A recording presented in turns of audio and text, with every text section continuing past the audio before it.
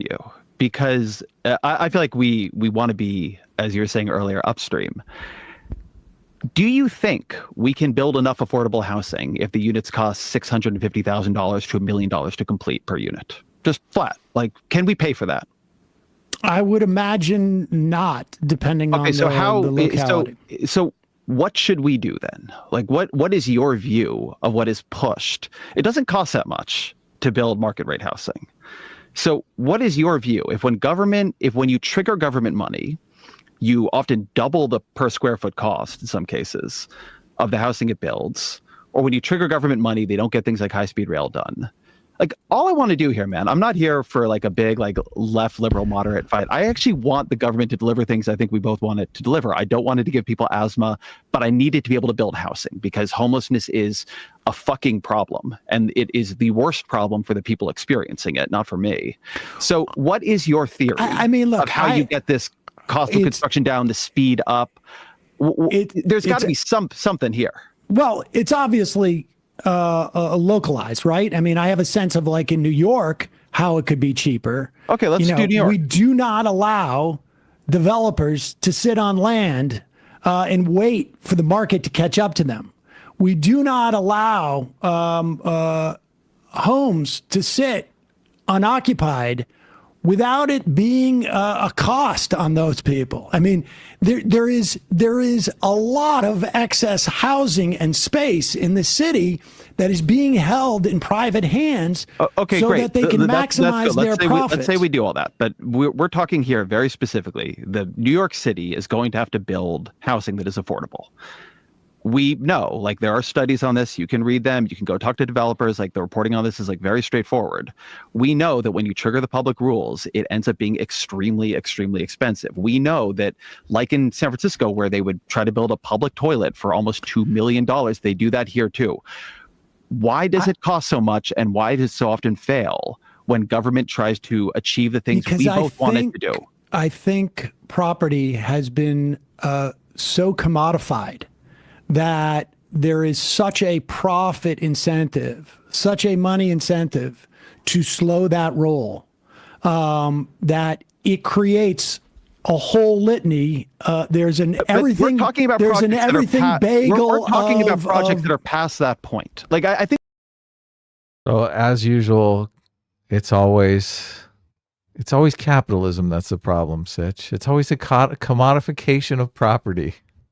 This conversation, this debate really hones in. You know, it's funny because, you know, Sean did a good video on this conversation. He pointed out something here, which is that Sam Seder is constantly cast as like the big intellectual totally of the left. You know, Hassan calls him his other uncle or whatever. He's like, he's the older, you know, big brain intellectual of the left here.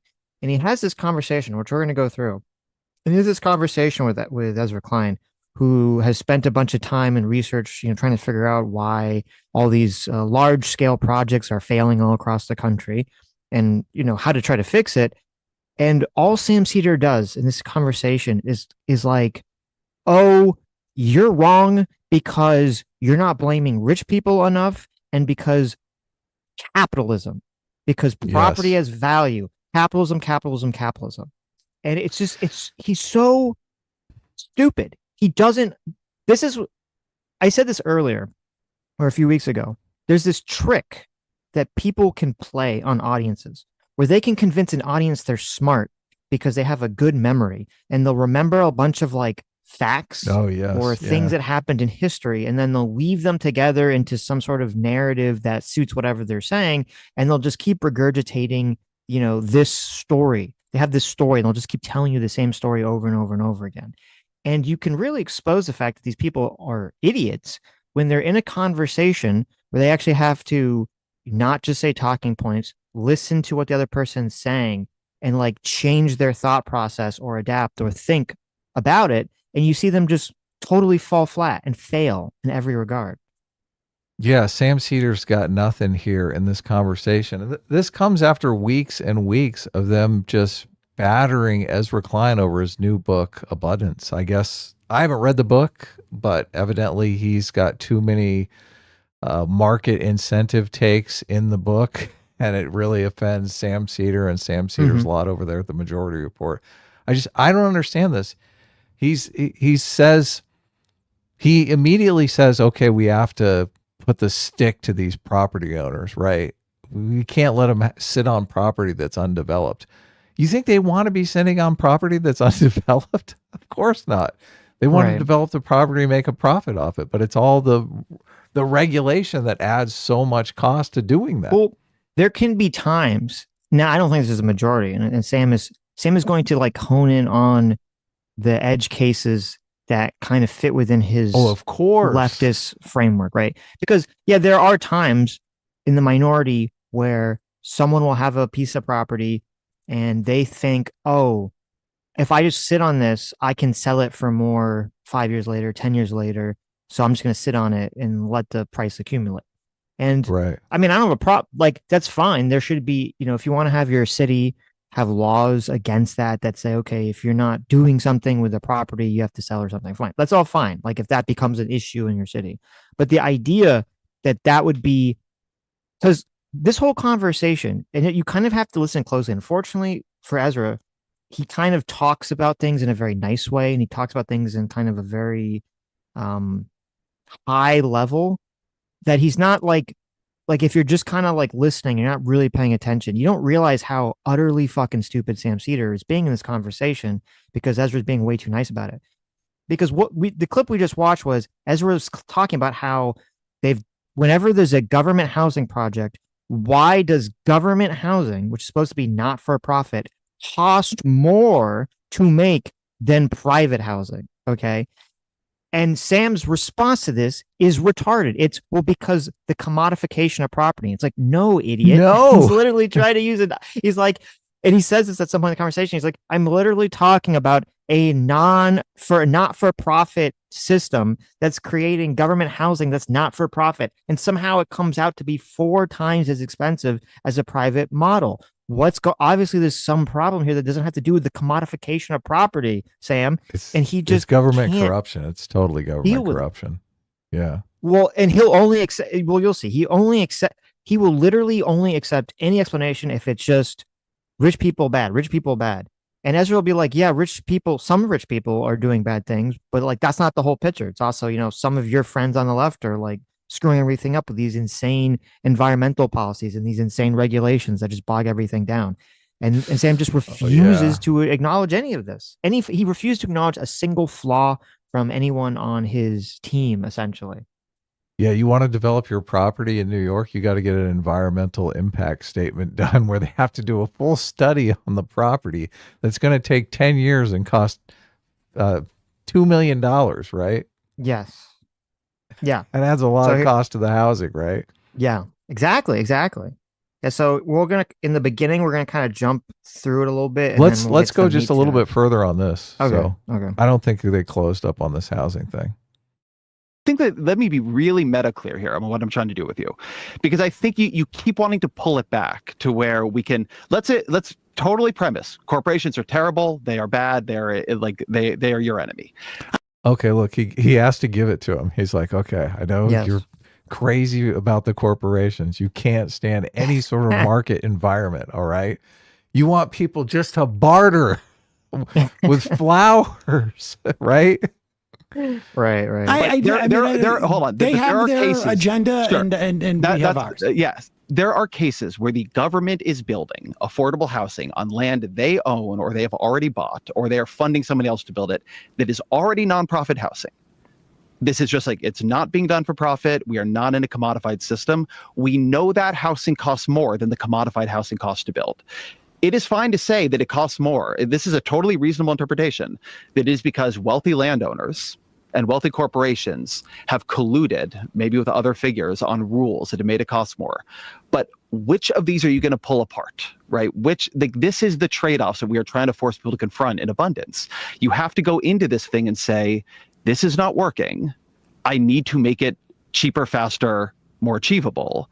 Like, when you can't make the corporation your villain, what are you doing? Like, how do you approach? Well, it's not a question of making well, first off, I think as a political matter, making the corporations a villain is going to be far more, you're going to have a far broader support than making, environmental groups or people seeking equity in housing the villain. So the answer is, I don't care about what's true. Like, it's just easier for the left if you make the corporations villains. If you actually criticize things the left wants, then you can't, you can't get a political coalition together.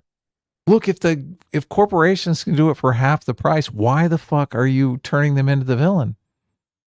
Why are you demonizing them? You understand. You always can make them the villain. It's so fucking stupid. It's so stupid. They actually know nothing about the system that they critique. And I would argue one of the reasons why there's so much corruption in the nonprofit system is because ultimately it is for profit. They just do it differently. They do it in these inflated salaries. Right. You can't tell me when somebody makes a 6-figure salary working for a nonprofit, that's a fucking profit. That's a personal profit for them. Right. Yes. Of course. It's just so stupid. It's so stupid. Right. Drives me crazy. All the study that they've done on this, whenever some sort of market-based system comes into a place and you unleash the power of greed, the person's incentive to build a better society, it makes things so much better, makes things cheaper, drives down costs. People competing against one another in a market system is the best thing going, but Sam Seder can't wrap his fucking head around it. It's interesting that Ezra Klein is actually looking at it somewhat objectively, and he did frame it in the beginning as left-wing batshit crazy Sam Seder versus moderate Ezra Klein, which is nice because Ezra Klein has got a history of being a little woke. So he's not moderate on social issues at all. This guy wants to trans all your kids. So right. Well, it's important because very often it takes it. This has a lot to do with what you were talking about on Sunday, where if you're American and you criticize America, it's like, okay, but if some foreigner does it, you're like, yeah, F you, how dare you talk about my country, right? And it's the same thing in these political parties or political movements. If someone on the right says, hey, the government is inefficient, you have all these, regulations and that's, they're so lying cumbersome, no one can do anything, right? It's all like, oh, they're lying to you. They just want to, gut the government. They just want to make it so the private business can make a whole bunch of money, blah, blah, blah, blah, blah. But if someone on the left says that, someone who's like big on the left, like Ezra Klein, who has like left bona fides, it actually helps change people's minds on the left. They go, oh, well, I'll finally accept it now that someone on the left is saying. It's kind of like the same thing with Trump. When Trump finally comes out and he's like the first big person on the right to criticize Bush and the wars, suddenly everyone on the right's like, oh yeah, those wars were really stupid. And Bush kind of did fuck us. So it is a great service, even though obviously there's a lot of stuff that Ezra Klein believes and says that I don't agree with. He is doing a great service here by sort of championing this cause of we need to get rid of this bloat of cumbersome, burdensome government regulations to allow people to build houses, to build shit. Yeah. Yes. But Sam Seder is so terrified that someone might actually make a profit, even if the commodity that they're selling is a third of the price, half of the price, 10% of the price, right? He's going to be pissed if someone made an actual profit off of it.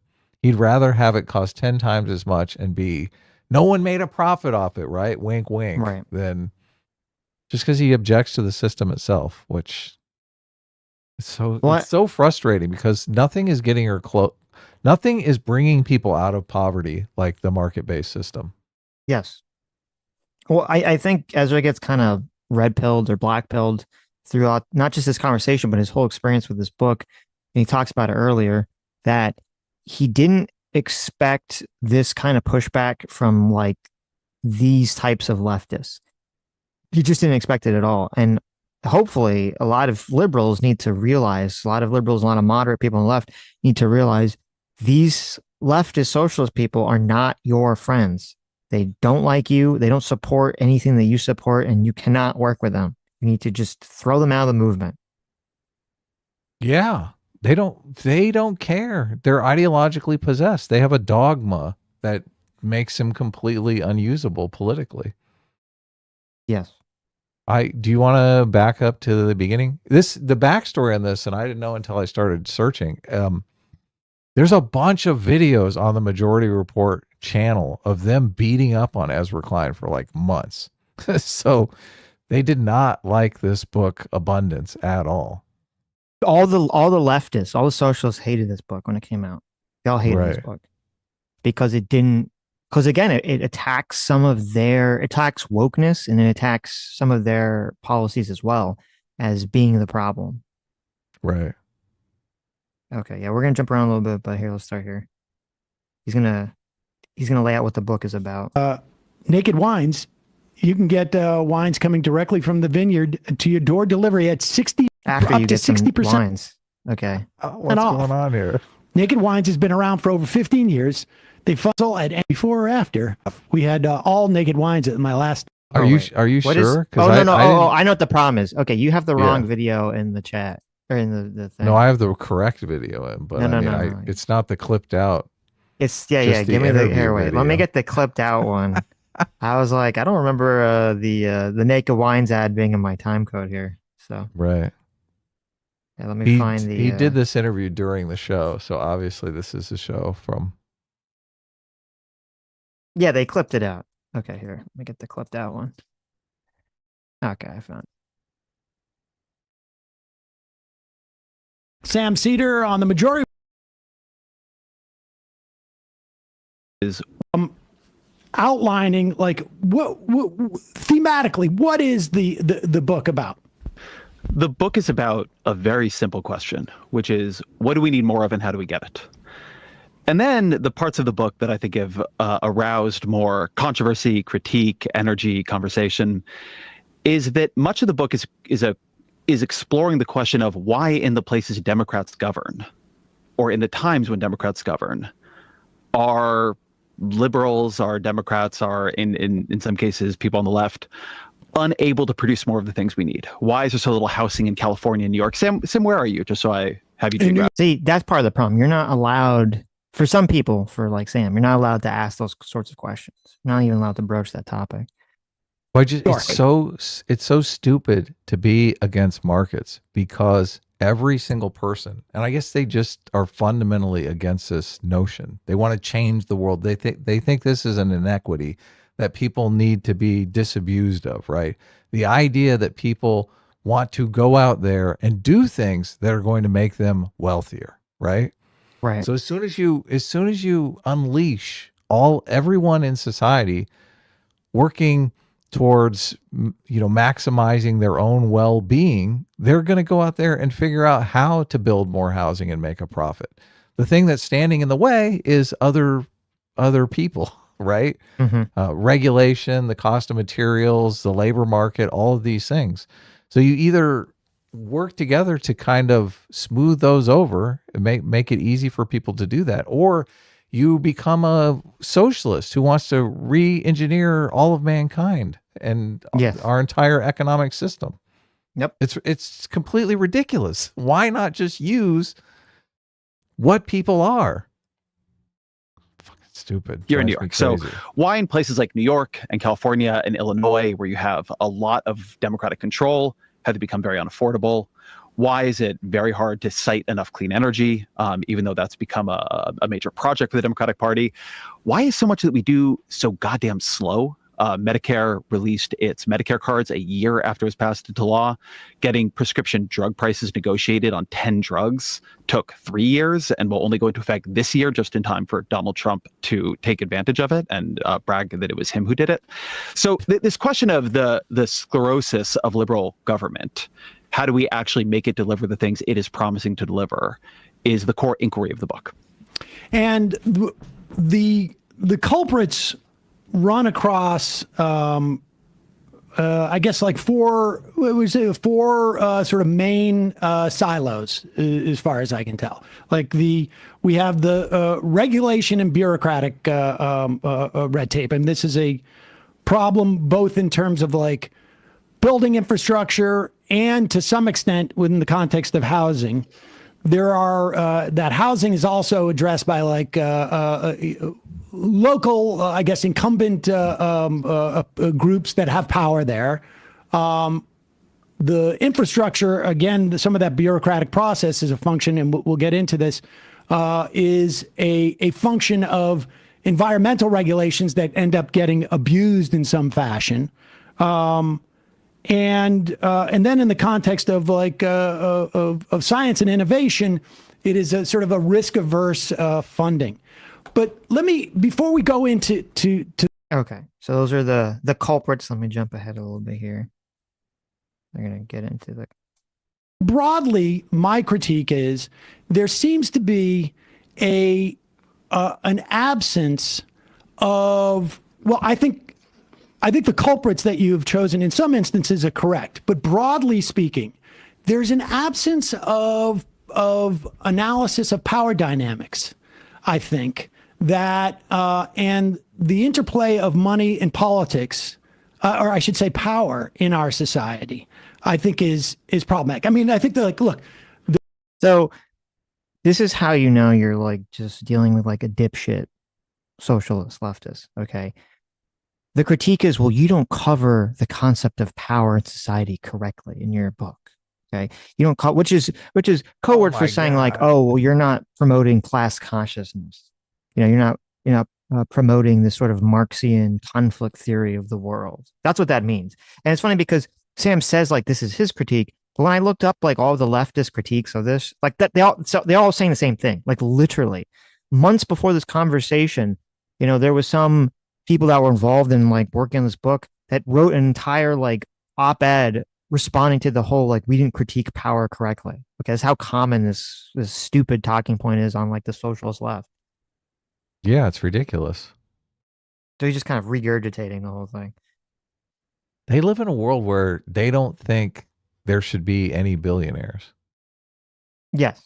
It's just ridiculous to me. But it's even like, who cares? Like, regardless of billionaires, that it's not, the billionaires are not running around like making everyone's housing cost more. They're not the ones stopping everyone from developing property. They would probably like to develop more property. Well, no, they are stopping the billionaires from developing property. I think that's no. I'm saying the billionaires are not stopping other people from developing property. Right. Yes. I think the regulators, they see some fat cat come in that wants to develop some area, and they're like, "Oh, fuck this guy!" Right? Mm-hmm. We're gonna throw an environmental impact statement on them that stops them in their tracks. They're just here to make money. Right. There have been, questions about specific policies and assumptions.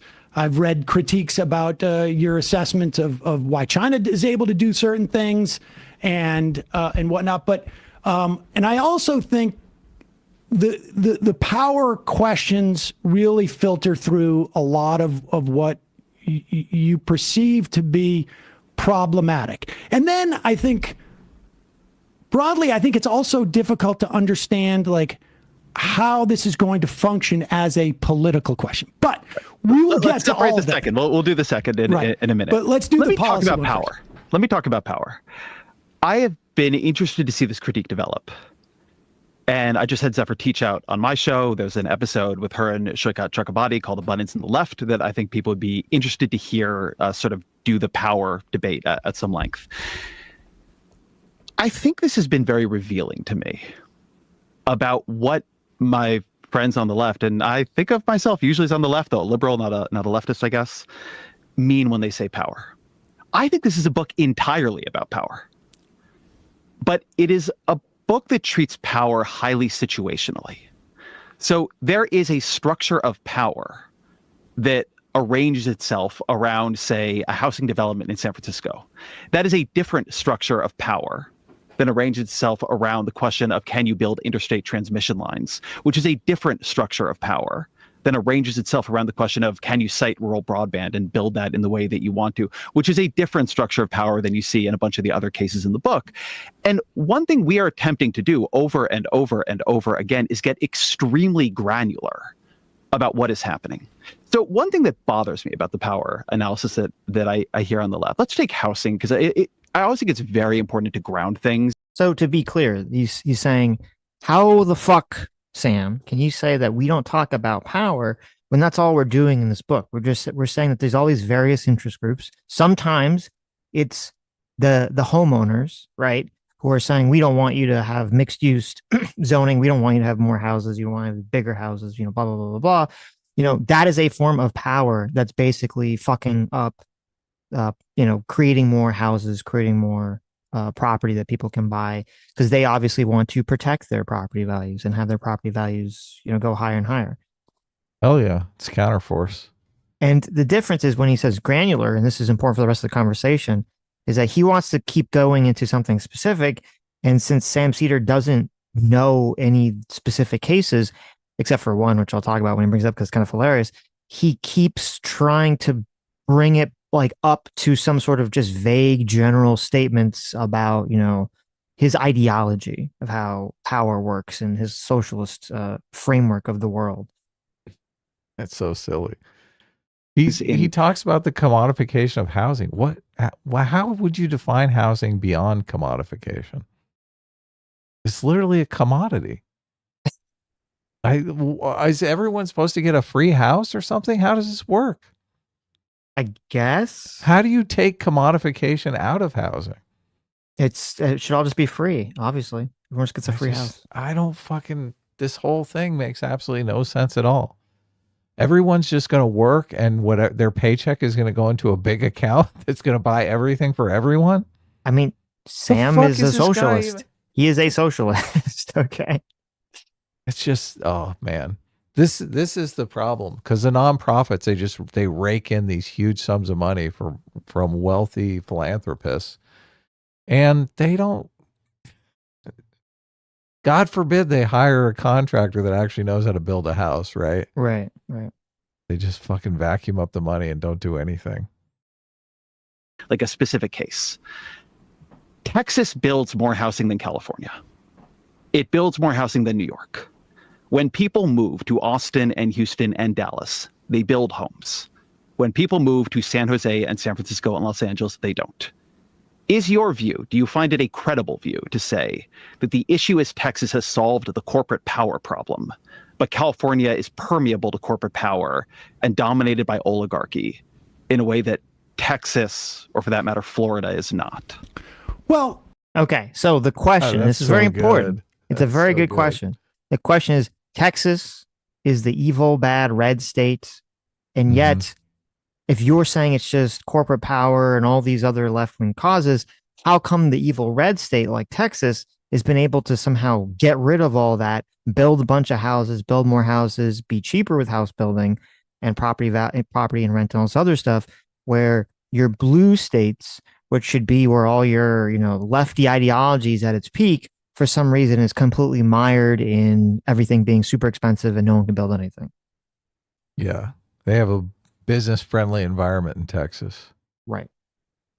I don't know if it's necessarily, I think it's not necessarily corporate power. I think what we're talking about is money. I think we're just talking about money. And so Texas has solved the money in politics problem, but California has not. Well, I can tell you that, like, if you want to compare, let's say, San Francisco to Houston, right, you just have a lot more space in Houston. You have a lot more money in San Francisco. And so the power that rests with the money is more concentrated, literally, right? And has the ability in those instances to stop this housing project or that housing project. Like, look at Austin, for instance. You bring up Austin.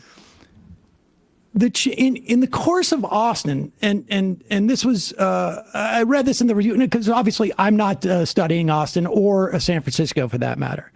But Joe Wiesenthal wrote, that his observation about Austin was that it was cheap, and then it got very expensive.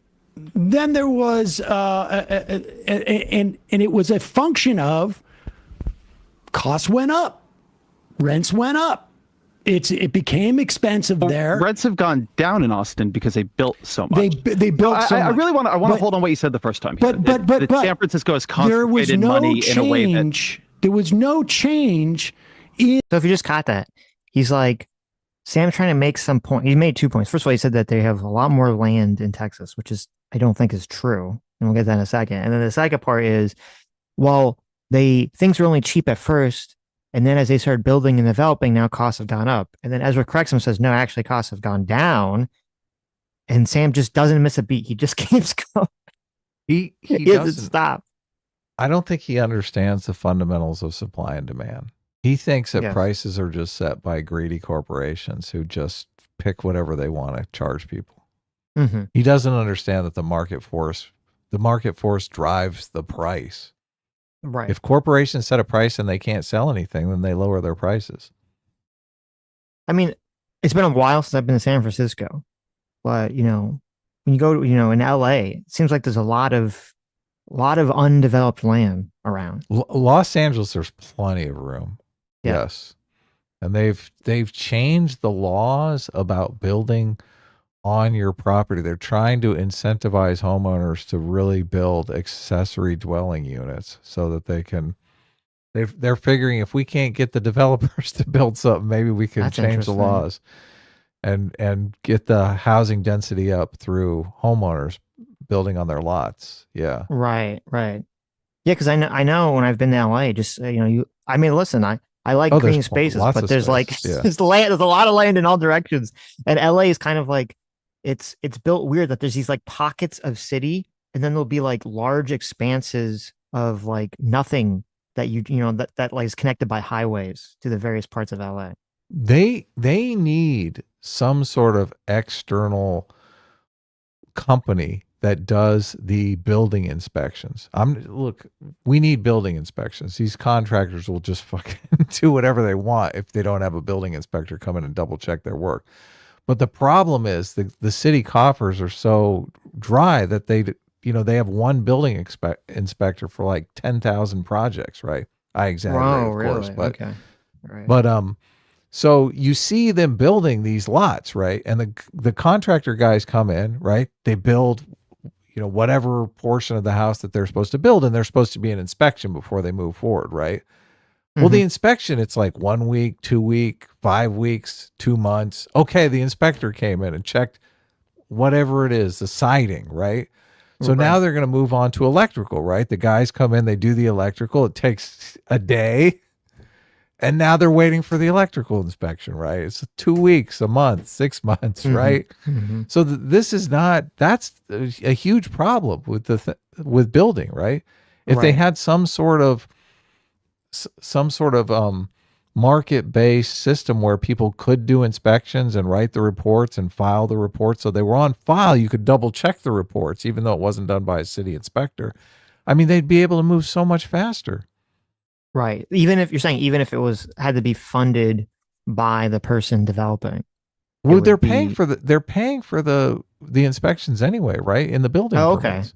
Right. But I guess the city doesn't want to, they want to make the money off the building permits. Right. They so should just basically farm it out to a second company. Right. The company can do the inspections.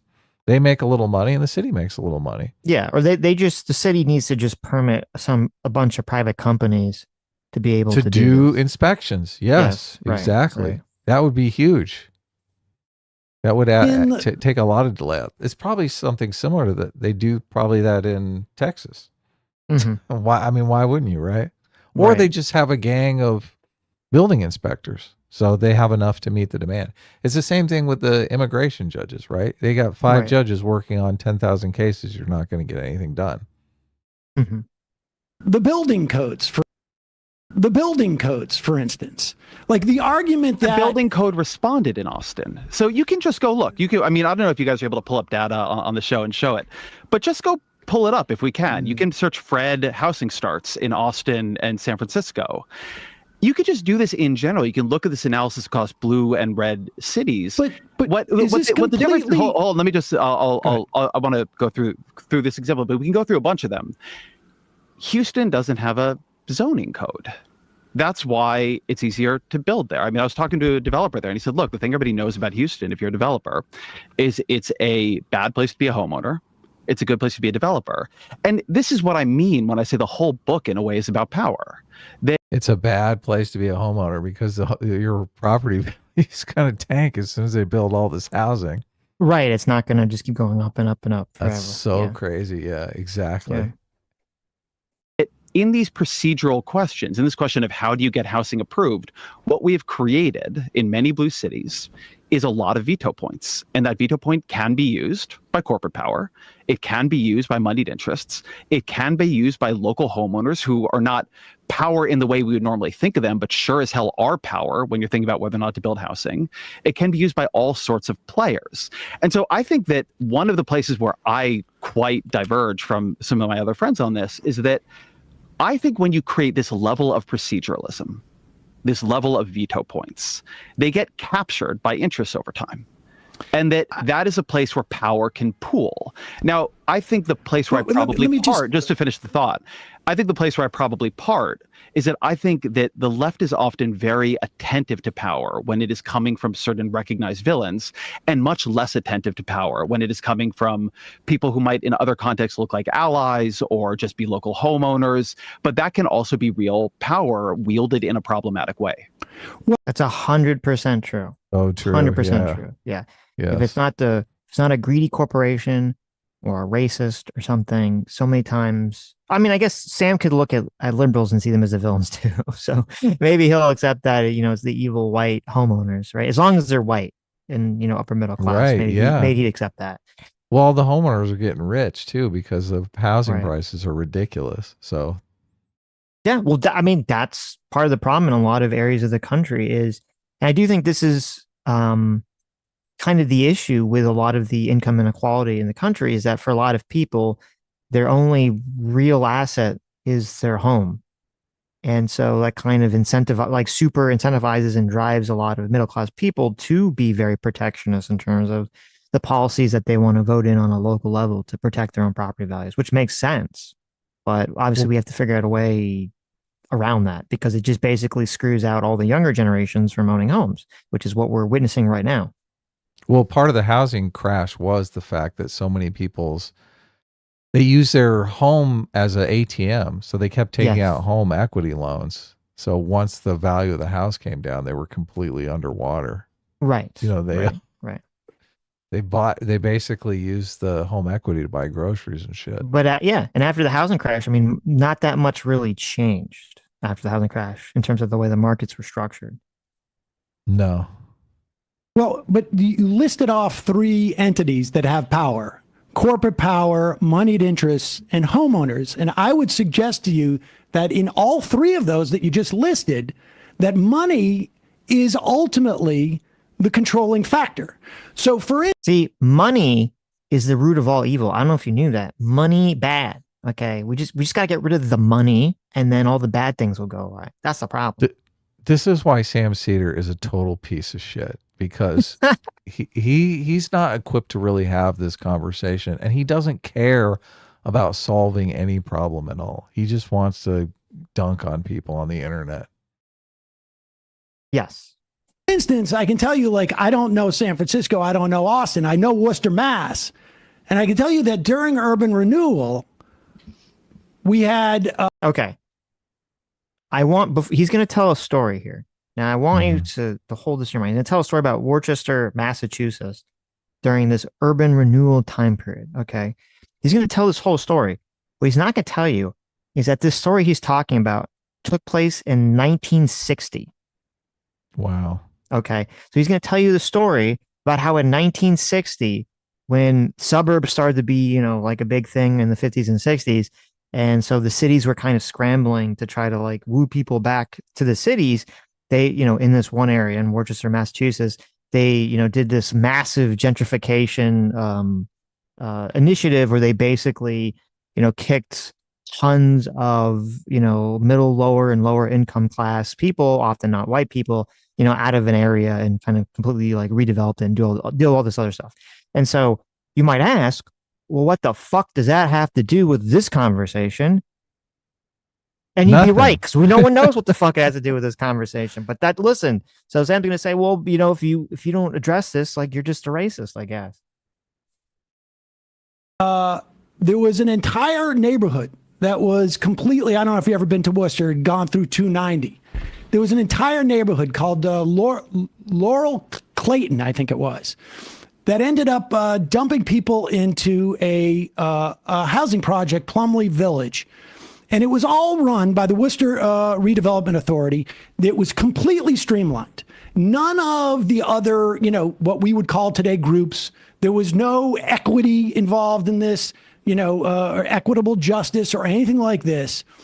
And the neighborhood was completely destroyed because the input only essentially came from this big insurance company and the Worcester Redevelopment Authority, which was essentially owned by the same type of people. And I only know about this because a buddy of mine was homeless in high school because of how much destruction generationally it had created as a result of that. And so when you list off those three elements of power, in my mind, those are all moneyed interests. Those local homeowners, I'm sure there are stories of low-income people who own homes in an area that hasn't been redeveloped, is able to stop building. But I would imagine those are very far and few between. And I think we should be in agreement. So, two things. We have his response to a book that's written about modern times, 2025, and the problems that cities are facing with developing property and homes, is to cite an example from 1960.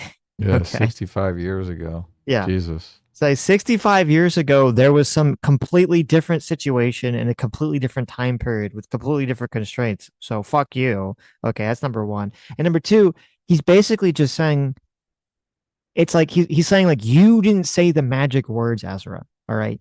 Because there's poor people and lower income people that own homes in 1960, right?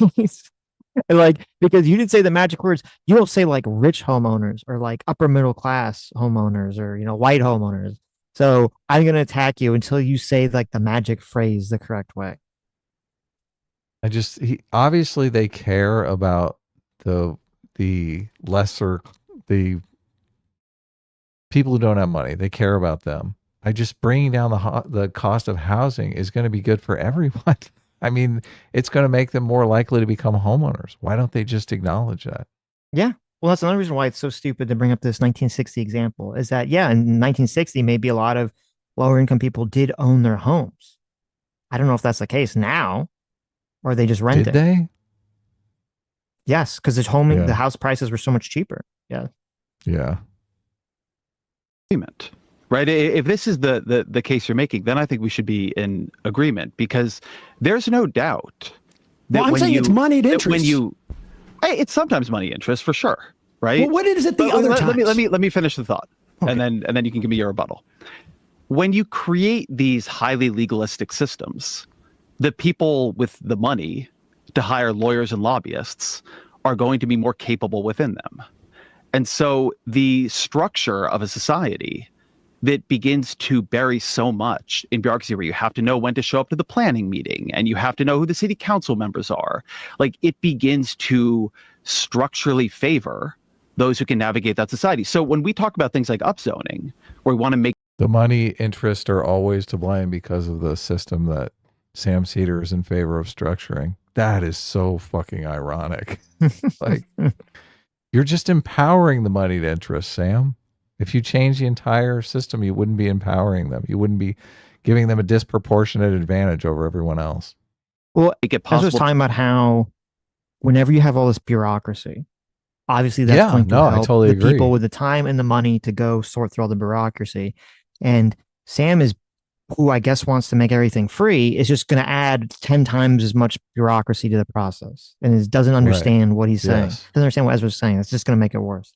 He's empowering the moneyed interests. It's funny because I don't think Sam Seder, he's not capable of understanding that moneyed interests can actually do good. If there's moneyed involved and moneyed interests involved, then obviously it's going to be bad. Whatever they're doing is nefarious, right?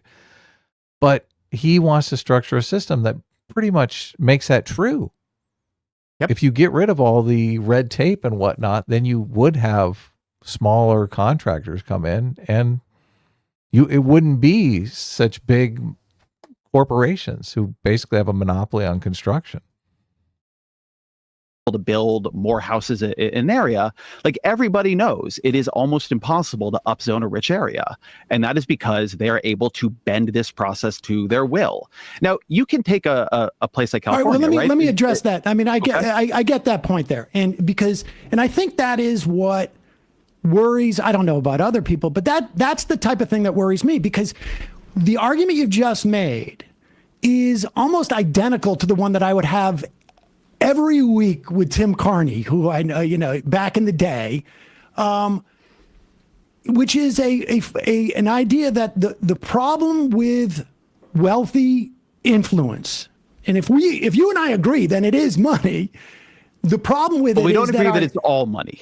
Okay. Because money is one mechanism of influence. But I think it is the biggest one. This is what he doesn't understand, or it's what he refuses to accept. There's going to be people that have money that will benefit from not building homes and keeping property values skyrocketed. There's going to be people who have money that will benefit from having property values go down, and so they can build more things. Okay. Yeah. And so you need to, if you want to act like, this is the problem. Since he just wants to say, well, money bad, he'll never actually unleash, or he'll never get the two. You need to have your two, giants fight each other, right? You have to have both. Like, you have to pit the money interest against each other if that you actually want to accomplish something here. Well, I don't think he accepts market dynamics either. I don't think he would agree that if we just allow home builders to build enough housing units that it'll drive the price down. He in his mind would think, oh no, these are rich builders and they're going to up the prices of the homes, even though there's more of them. That's what he would think. And people are going to be forced to pay it. And it's just, they're going to get more and more rich and they're going to be billionaires and all these poor people are going to suffer. That's the way he would conceptualize it. Would you agree with that? It depends on the issue. So look, there are a bunch of these issues. Where Okay, well, money let me ends up on finish. both Let me sides finish of the my fight. point about Tim Carney. He would say that you need to have less government. That way, it cannot be as corrupted or manipulated by moneyed interests. Now, I don't know if you think that money is the problem 51% of the time or 30% of the time. I don't think categorically asking that question is, but here, let me say where I disagree with Tim Carney, because maybe it'll clarify where maybe you and I don't agree. Tim wants a less capable state. I want a more capable state. Tim wants a state that does fewer things. I want a state capable of doing more things, including the things it has already promised to do. So when I look at California high-speed rail, I work backwards and I say, what the fuck happened that the state of California could not build high-speed rail, which they can do in Japan, they can do in China, they can do in Europe? Tim looks at it and says, they shouldn't be trying to build high-speed rail. And so the disagreement I have with Doge, with a lot of different things, with a lot of my friends on the right, is they want to reduce state capacity. I come at this from as a liberal who wants the state to accomplish very difficult things: decarbonizing the economy, building enough affordable housing, including, by the way, public housing, building mass public infrastructure, things like high-speed rail or the Big Dig or the Second Avenue subway here in New York City. And what I see is a state failing to accomplish its goals. Right. Now, they would say, don't fucking try. I would say, fix the state. And one issue with the state is that it has become so highly regulated, not in terms, I find that when I use the term deregulation. That's their dogma. They can't see the state as a market player. So no. And like the problem that Ezra's talking about, the overburdensome nonsense, this has been building for 40 years probably or longer. And I mean, it definitely puts people in the mindset of saying, well, the government can't accomplish anything. Because they look around and say, well, the government is having, right. But we also, I mean, just you look around and you say, the government has so much trouble accomplishing fucking anything right now. And yet, why is it that if other countries' governments, which are, they're not authoritarian dictatorships, if other countries' governments can do all this shit and they're much, not much, but they're definitely poorer countries than our country, then obviously we can do something. And there's some problem with the system that's from our government systems that is preventing us from actually accomplishing these things. Yeah, I agree. like people's brains turn off because they think of deregulation as something that the state does for the market. But no player is more highly regulated than the state itself, often by Republicans, often because of power in the way that you would define it. But I think a lot of liberals, a lot of leftists have, one, and this is my critique going backwards, ceased to see this, but two, they don't take state failure seriously. And when something like California high-speed rail happens or rural broadband, they sort of move on instead of saying, why are we not delivering? We are the people who believe in government. People are pissed at government for a reason. How do we make government deliver? See, and I think and I think in terms of results, I think you and I are largely aligned. But I think the problem is, and you bring up Doge, and it's ironic that you and Carney will approach it in a very similar way, but anticipate different outcomes. But that being aside, I mean, I think that is where, people get a little bit. So his only attack is, you sound like a right winger. That's his only line of attack here. And it doesn't, when he said, he says you're going to do the same thing, but different outcomes. That makes absolutely no sense, because a lot of the concept with the Doge stuff or whatever is just say, and it's so he literally didn't listen to what Ezra said at all, because it's the guy that they were talking about, I looked into him, he's some, guy who writes for the American Enterprise Institute, is very, anti-government doing anything. There's a very big difference between saying, I want to cut the government to make it as small as possible because I want the government to have really no influence or impact on anything, versus saying, well, we have a bunch of regulations that are so cumbersome, it even prevents the government itself, state governments, local governments, from accomplishing local public works projects they're trying to fucking accomplish. Yeah, standing in the way. It is philosophically different. Obviously, the right wants to just get rid of the government. That's how you get rid of the government regulation, right? And Ezra Klein is saying, well, we need to look at the regulation and get rid of the regulation that's standing in our way, but not just be anti-regulation. Well, and it's completely self-defeating, because if you're gonna have so much, if everything is going to be so overburdened with regulatory nonsense, then okay, all you're going to do is push everyone to the side of saying, well, then let's just get rid of everything, because obviously the way this isn't working now. People can't do shit now, so obviously we need to go in the exact opposite direction. That's the solution that everyone's going to come to. Right. Yeah. But see, I don't think we're approaching it similarly. I think it's at a level of abstraction, it's similar, and then you go granular and it's not at all. But see, this is what we're talking about. See, it's their policy and politics are in the same place. So we have a level of abstraction, we have a level of granular, right? And the point is the way that these two commingle, I think, becomes problematic where these two things meet, because your identification of the primary problem, right? I mean, this is the point. You don't address moneyed interest per se in the book. The primary problem is, I mean, if you just do a summary of the book, primary problem has to do more with the regulation and the handcuffing the state has done of itself. But the state doesn't do it itself. All of this handcuffing comes from a place, and it's either moneyed interests or it's not. And this is so dumb. Okay. Yes, there's people with money and they can lobby the government to do X, Y, Z. Right. But guess who's the one doing it?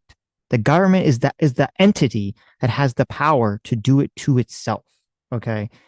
That's the end of the line there. So yes, it is the government doing it to itself. And yes, if people wanted to, and there's a coalition of voters that would vote against this shit, then things would change, because the politicians, at the end of the day, they have to listen to the voters or they're going to lose their power. Yeah, it's so horrible. He just wants to say who is to blame. That's his only argument. He just wants to say rich people are bad. Yeah, he doesn't care about, Ezra wants to have a conversation about how to fix it. And Sam is like, you blame the wrong person, though. You're blaming government. Right.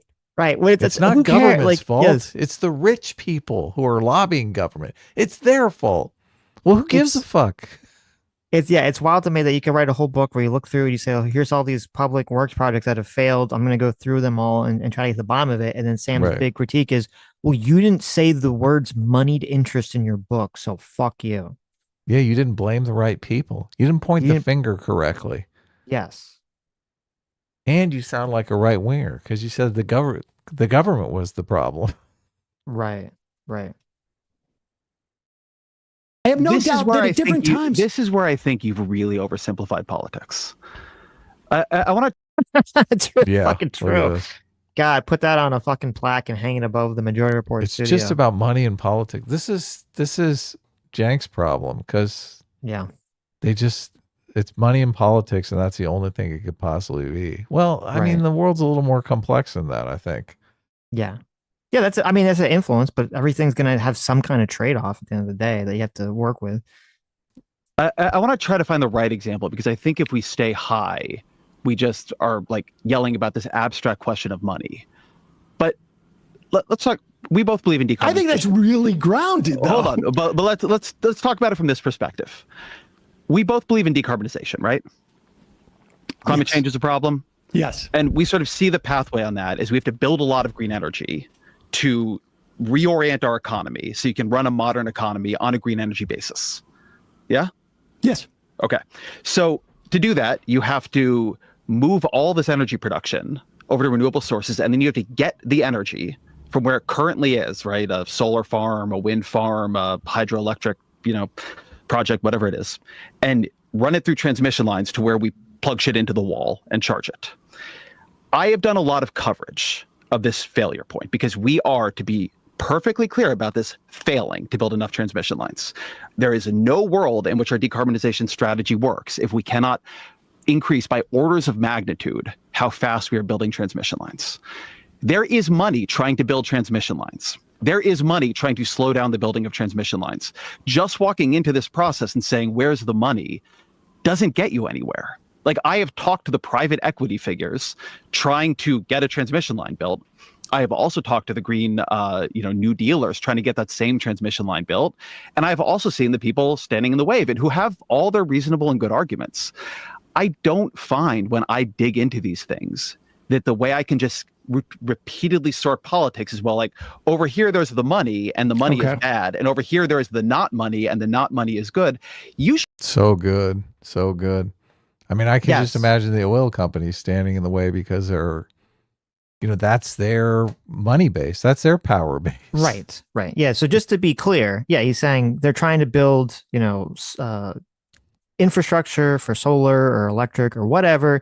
And yeah, there's going to, maybe there's going to be oil money that's going to be trying to stop it, but there's going to be a lot of, money and startup money and private equity funding, and also their bullshit and maybe even government money Trying to get that's it trying to done, get yeah. it built and get it done. And so you can't just have this simplistically stupid view where you go, well, The whoever money has the and the money not is the money. bad guy, right? Yeah. That's why I said you have to have the moneyed interest, as Sam likes to say. You have to have them actually compete with each other and fight against each other. Yes. Actually, there's money on both sides of it. There are sometimes unions on without a both doubt. sides of it. And so the structure of the book, because I hope people This is why nothing gets done. Because they're like, this guy has money and this guy has money. Nobody's doing anything. It's so funny that they're the party of change. They're like, no, everything Yeah. stays the same. Well, and it's like, you have this, and he comes up later in this conversation. Ezra calls it the everything bagel liberalism, which should really be called everything bagel leftism, which is like every time the government does try to do something, you have all these people like Sam Seder and Emma Vigeland and all these people. They're like, well, you have to make sure that you put in extra funding for the LGBT plus QA 123 community, and there has to make sure Right, that yes. you have a specific racial breakdown so that to make sure that not just white people are getting something out of this project, and like just completely just filling the project with so much nonsense that it will never take off because it's just too expensive and cumbersome to even try. That was a broadband bill that didn't get any broadband to anyone. Exactly. come from this and want to read it. The structure of the book is typically working backwards from a problem. We're not building enough housing. If we go granular on that, what can we learn? We're not building enough transmission lines. If we go granular, what can we learn? And I just don't think abstracting out to money tied the state's hands. If money could untie the state's hands on a lot of big building projects, all these fucking developers would do it. Well, but it can't because the proceduralism takes on a life of its own. I follow what you're saying, that in each case there are specifics that are different, and you cannot generalize. It sounds like what you're saying. You can generalize some, but you have to take seriously the specific issues in each case. I have no doubt. Your generality should emerge out of the granularity. Okay, what are the generalities? Like, this is what I guess what I'm asking. I am saying the that default in America has become that building, particularly when the state is involved, has become too slow and expensive. We have created an architecture of policy that makes it too hard for us to achieve our goals in the real world, and for that matter, in social insurance. Say it again. Who's the we? It depends. The moneyed interest. Of course. It's all he cares about. All he cares about is, can I blame the people I want to blame? The rich That's people, it. yeah. Doesn't care about fixing the problem, doesn't care about understanding what the problem is. It's just, can I blame the people I don't like? Yeah. His whole show runs on that, though. His money runs on that. Yes. Hey, Actual Justice Warrior. Hey, Sean, thanks so much for the $10. Sean had a good video on this interaction. He said, the problem is homeowners vote way more than renters. Rent stabilized tenants vote too. No amount of developer money can beat it because future residents who benefit literally can't vote now. That's very true. We've said that, Completely been saying true. that on the show forever. Yeah. Right. Makes perfect sense when you look at, like who turns out to these elections. It's all the old people. That's right. You're not going to like that, but look, here's a version of the well, but I'm trying to address the point because, for instance, okay, so let me give you a better answer to who's the we. Well, but why I think this is important, though, is because this to me is the central question, really, about the book. Because I think, like, the central question is, I run a YouTube channel that I have to go on every day and say, these are the bad people, and we need to, pelt them with tomatoes and hate them. And your book, it doesn't do that for me, Ezra. Okay, it doesn't do that for me. Doesn't get me hard. All right. There's no one for me to hate fuck. It hints that moneyed interest is not always the problem. I know. It hints that money might actually solve the problem. Things in it I like. There's some things that I don't like, but the general point is, I think, for instance, like, where does the title abundance come from? From Derek's piece on abundance. Okay. We have seen an entire movie. Okay. So you might be like, why did he ask this question? Right. You might be like, why did he ask this question? Because it seems weird, right? Like, why would you, who cares where the name of the book came from? Okay. Right. Movement build up about abundance, correct? I mean, like, there is a lot of money behind this broad notion of abundance. And Derek, I think it was on the Lex Friedman podcast, said something to the effect of, there is a fight within the Democratic Party. I don't think he used the word for the soul of the Democratic Party, but for where we're going as a political political movement. And folks from the Nicholson Center have said, like, we have identified the Democratic Party as the best place to have this abundance agenda. And so, as a political matter, they're not talking about, in that instance in the Nicholson, they're not saying, like, in San Francisco, we need to roll back this specific policy. This is attempting to develop a movement. Well, I want to answer for myself here, not for Niskanen, right? So my first piece that you were on that Lex Friedman podcast. I mean, that's people should go. Okay, so let me translate here, because Sam, even though he's trying to be massively dishonest here, he does a very poor job. It's unclear what he's saying, which I guess is better for Ezra. There's this place there's an institution, it's one of these think tanks called the Nicholson Center, and he's basically accusing them of being some sort of, just gaining a bunch of money from some sort of libertarian think tank in order to try to take over the Democratic Party and move it away from being a left-wing party to a libertarian party. That's what he's accusing him of. That's all this was. And the reason he asked him about the term abundance is because the Nicholson Center uses this term abundance. I don't know if they got it from Derek Thompson or whatever, but they use this term abundance, and they use this term about like we need to promote like abundance philosophy and abundance theory in the Democratic Party and blah blah blah blah blah. That sounds very libertarian. Right, and so the I whole thought thing is just libertarians were right wingers. What's going on here? Now they're well, trying to take over well, the Democratic Party. exactly. So, so that's like this. So it's just a super massive, like dishonest attack from Sam Seder to just be like, oh, you know, you're just getting paid off essentially by some think tank to, to destroy the Democrats and the left in America. Instead of just actually critiquing like something in the book, he has to, attack some sort of ulterior motive he just made up. Listen to it. I mean, a lot of people do believe that obviously we're going to achieve superabundance through technological advancement. But a lot of that technological advancement is driven by markets. And that is going to drive people like Sam Seder fucking crazy. Yes. That if we get to the point where we have UBI and work is optional, it's going to be because of capitalism. The thing that they've been shitting on their entire fucking lives. It's so funny because they're going to be able to live a life of leisure. Although Sam Seder will never do that. Sam Seder will still be on his YouTube channel, still bitching about the rich and the UBI is not enough, and other people are fabulously wealthy compared to him. He's still going to be complaining about everything, even though work will literally be optional for him. Right. Yeah, because he enjoys it. He just enjoys bitching. Stand by everything I said on the Lex Friedman podcast. But Derek, I believe, I'd have to go back and look at what section you're quoting from, but Derek is responding to a lot of very heated left criticism of the book, which, to be honest, neither of us were expecting. The way I wrote, at least my parts of the book, to me, are extremely compatible with virtually, and frankly necessary for all left goals. It's a book about affordable housing, decarbonization, state capacity. And my initial piece that leads to this book is in, I believe, 2021. And it is building off of the fact that the Biden administration is trying to do decarbonization through building a lot. And as I begin to follow that policy project, I begin to realize we're not going to get it done under these laws. So that's, I think, one very important thing. But I want to go back to what you asked a minute ago. See, none of that stuff matters to them. This happens in the UBI conversation all the time. Because you'll talk to them about UBI. UBI stands for Universal Basic Income, where basically work is optional. Obviously, we're not there yet, but it's hard to imagine a future where that isn't a reality.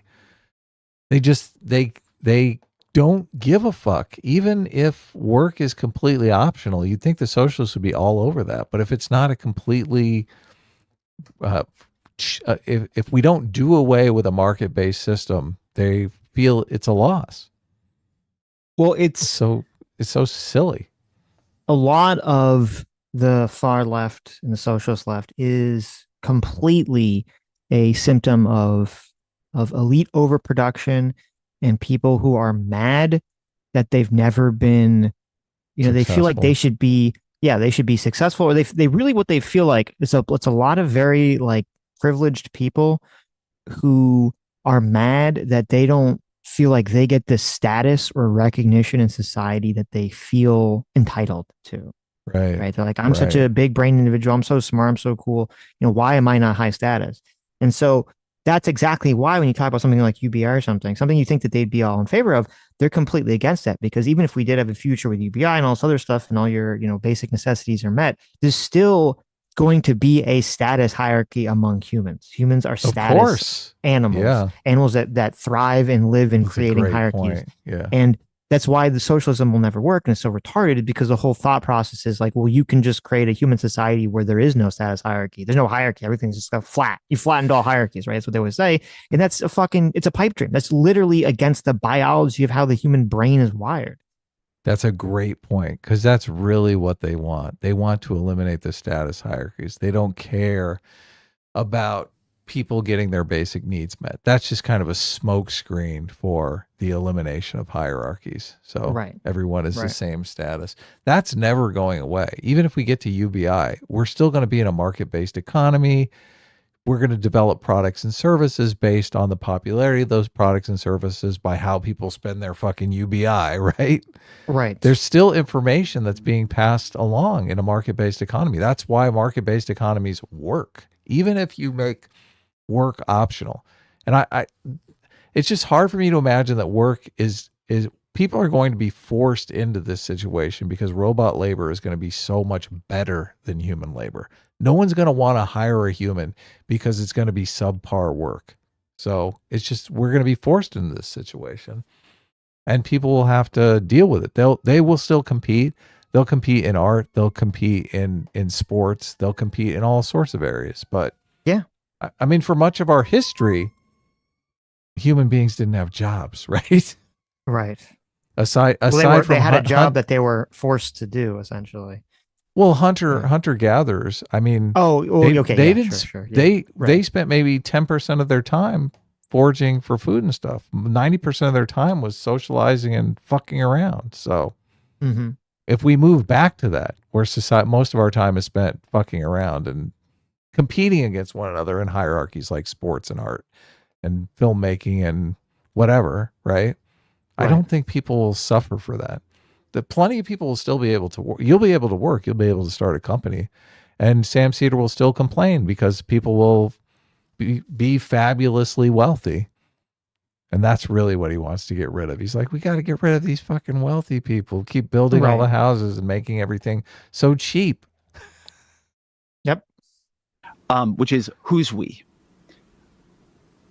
In this book, we is Democrats.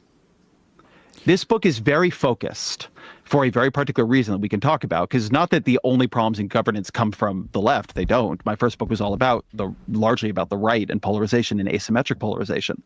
But I became very interested, having moved back to California in 2018, in why is this state governed by all these Democrats doing so badly? Why is it unaffordable? Why is it building less clean energy than Texas? Why is it not building enough housing? And part of the motivation for doing this book is there are a lot of problems Republicans, I mean, we're living through them right now. There are a lot of problems Republicans impose on the political system.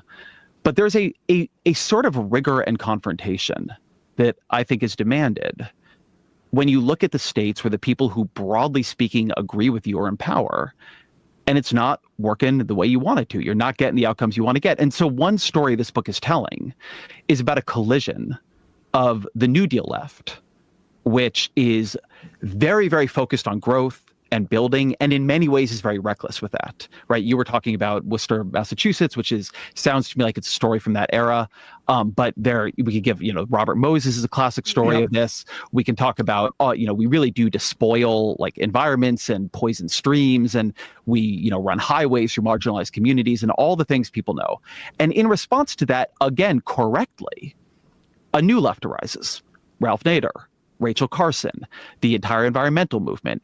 And it passes all kinds of bills that are very, very, very effective and consequential in their day to restrain government's ability to act recklessly and to do things without considering and creating space for consideration of their impacts. So you have things like the National Environmental Policy Act and all these, bills and projects of that era.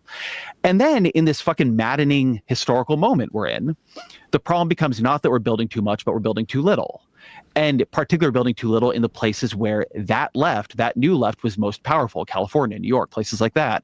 And so this is a confrontation with having created a very successful architecture to challenge, restrain, and sue the government that is now being used against liberal or leftist, for that matter, projects.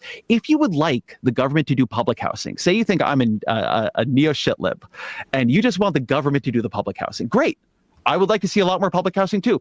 The government cannot currently do public housing under the regulatory structure under which it operates. And yes, some of that is money, but it's also the fact that you can sue to stop all this stuff under the National Environmental Policy Act. It's also the fact that government, what I call everything bagel liberalism, loads huge amounts of standards and projects and goals into everything that public money touches. So in California, it costs about 2.2x per square foot to build housing as it does in Texas. Fine, market rate housing, 2x per square foot. If you are doing affordable housing subsidized by the government, it's more than 4x. So why are we making the government's housing for the poorest people so much harder, slower, and more costly to build? And is that in the long run good for our goals? I think it is important to confront why government in the place where people agree with us more than in the places where they don't is not getting the outcomes we both want to see it achieve. That's what the book is about. So that's such an important point. If you have the government housing that's supposed to be built for people that can't afford, to buy housing, you'd think, okay, well, it's a government, so it's not for profit. That's the point. That is the entire point of like trying to get the government to do it. You're like, we have to do something that we think is a public good, but like, it's not really profitable, right? Yet for some reason, it costs 4 times. Okay. It costs twice as much as a private company to build housing. Obviously, there's a massive fuck up in the system. If the government doing something for people that can't afford it on their own is going to cost twice as much as a private company doing it. Yeah, huge fuck up. Yeah. People can make money building housing for low income people. It's like not impossible. Yeah. Right. I mean, a lot of low income people eat fast food. Are you telling me fast food chains don't make any money? Well, actually, it's apparently like, I just saw this video. Apparently, all the fast food chains, or most of them, except for Taco Bell, this year or this quarter or whatever, they've been like losing shit tons of money because the food prices have, the food prices have gone up so much. Yeah, that people just don't want to do it. And apparently Taco Bell was like, I don't know Taco Bell very much, but apparently they were like one of the few chains that still had some sort of like cheap, alternative that people would still buy. And so that was why it's the only reason that Taco Bell was still, doing well compared to everything else. Interesting. Yeah, I was wondering about that. Last couple of times I've eaten fast food, it's just so fucking expensive. I'm like, this is crap. Why am I paying all this for crap? Right. Yeah. And it does so weird because you're like, because this what happens is someone says, okay, if I'm going to go to the McDonald's and I'm going to pay what it would cost to go to a normal restaurant or like one of those restaurants that's like a step up from fast food, but like a step down from like a normal restaurant, why would you ever go to fast food? Doesn't even make any sense. And then on top of that, and this is what they're talking about in the video, part of the reason that the price of fast food has gone up so much is because everyone uses Uber Eats and shit now to basically get their fast food. They tack like 30% onto it. Right. And so they tack on more to the cost. And then also on top of that, a lot of the fast food chains, they would, do the strategy where they basically have, come in for the dollar menu. But then when you're there, they try to like get you to buy them more expensive shit. You, but you can't. They try to upsell you. And so they can't upsell people on the apps really, or not as effectively. And so, they completely lost that ability to do that. Right. And then also because with the Uber Eats stuff, it's like, okay, before in the past, you're like, oh, I want something quick. You go in your car, you go drive somewhere 5-10 minutes, you sit in the drive-through and you come back. The Uber Eats thing, you just doesn't, you just punch it in and yeah, maybe you get it 20, 30, 40 minutes later, but you don't you can still keep doing whatever you're doing. So. Right. I don't know how much public housing is in Texas or how much public housing is in Texas or if we're, and that seems to me to be a relevant question, but the notion of I don't know anything about the counterexample, so let me just ignore it. The everything bagel liberalism. This is the idea that like we have constraints on federal money that a certain amount of union workers, or there may be a certain amount of equity associated with it. And at one point in contracting and procurement or a million other things, right? And certainly like there's absolutely no doubt in my mind that, we could go through these bills and find things that are problematic. If they are coming necessarily from, there's two issues. One is, there was one point in the book where you talked about, we have a choice whether we're going to put filters into apartments that are built, public housing built near highways, or the people are going to live under the highway. And it seems to me that there's got to be a third choice, as opposed to we're going to poison people slowly or we're going to keep them unhoused. So I want to say specifically what you're talking about, that section. So I'm talking to Jasmine Tong, who's an affordable housing developer, does nonprofit affordable housing. And what she is saying is that compared to market rate housing, when she is building housing for homeless people, she is subject to environmental, green building standards, et cetera, that are so far beyond what market rate housing has to do, that it often makes it impossible to finance the thing entirely. And a lot of these projects, as you both know, fall apart. And I am saying there that it makes a lot of sense. You understand how people get into a conversation.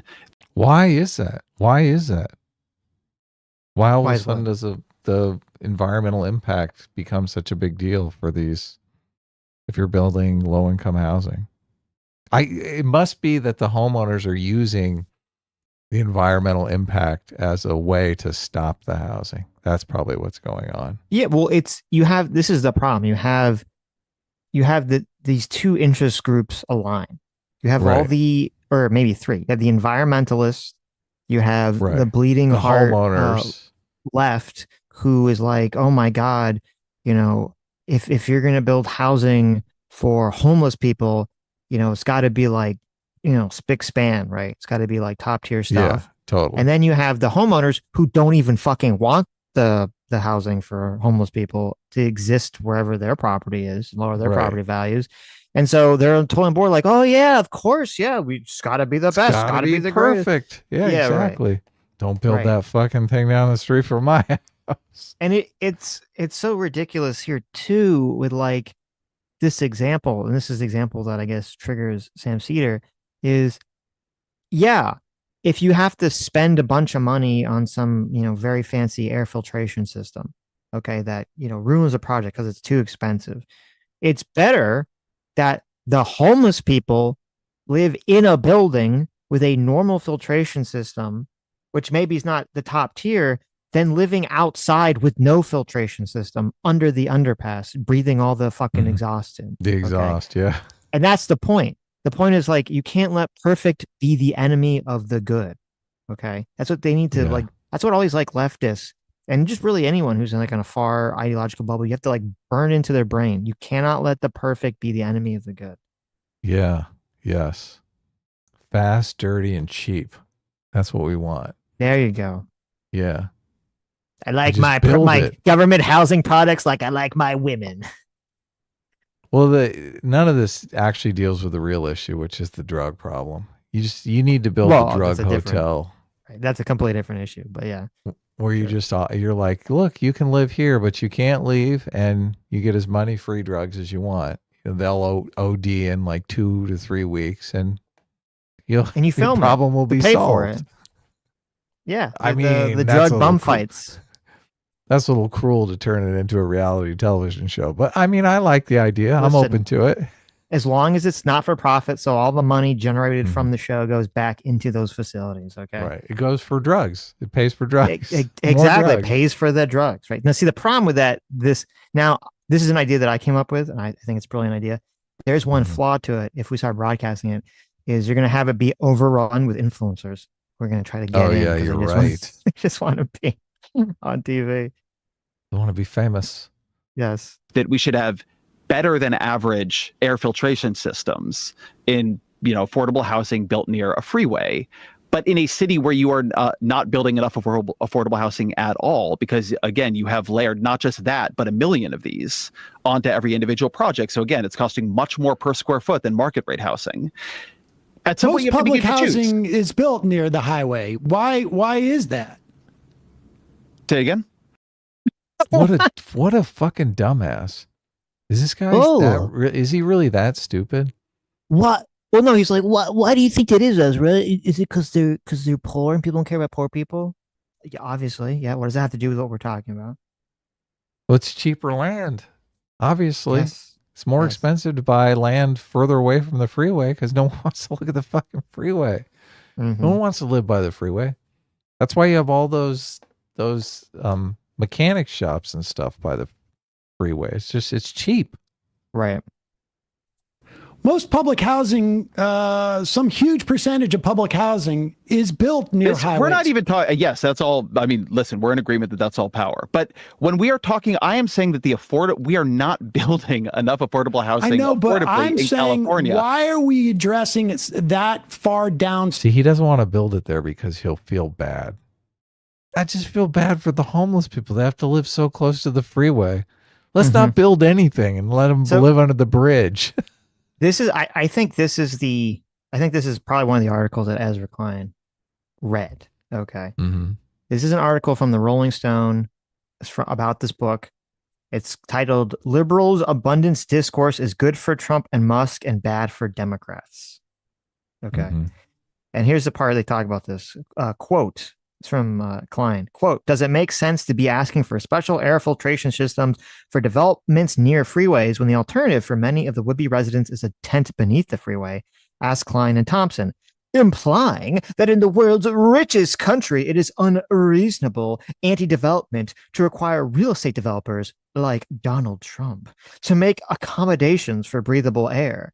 It's a reminder that when airport book narratives are devoted to avoiding any confrontations with corporate power, that they help create false oligarch appeasing choices. In this case, readers are asked to believe that the only possible choice between forcing working class city dwellers to inhale toxic tailpipe exhaust or relegate them to permanent homelessness.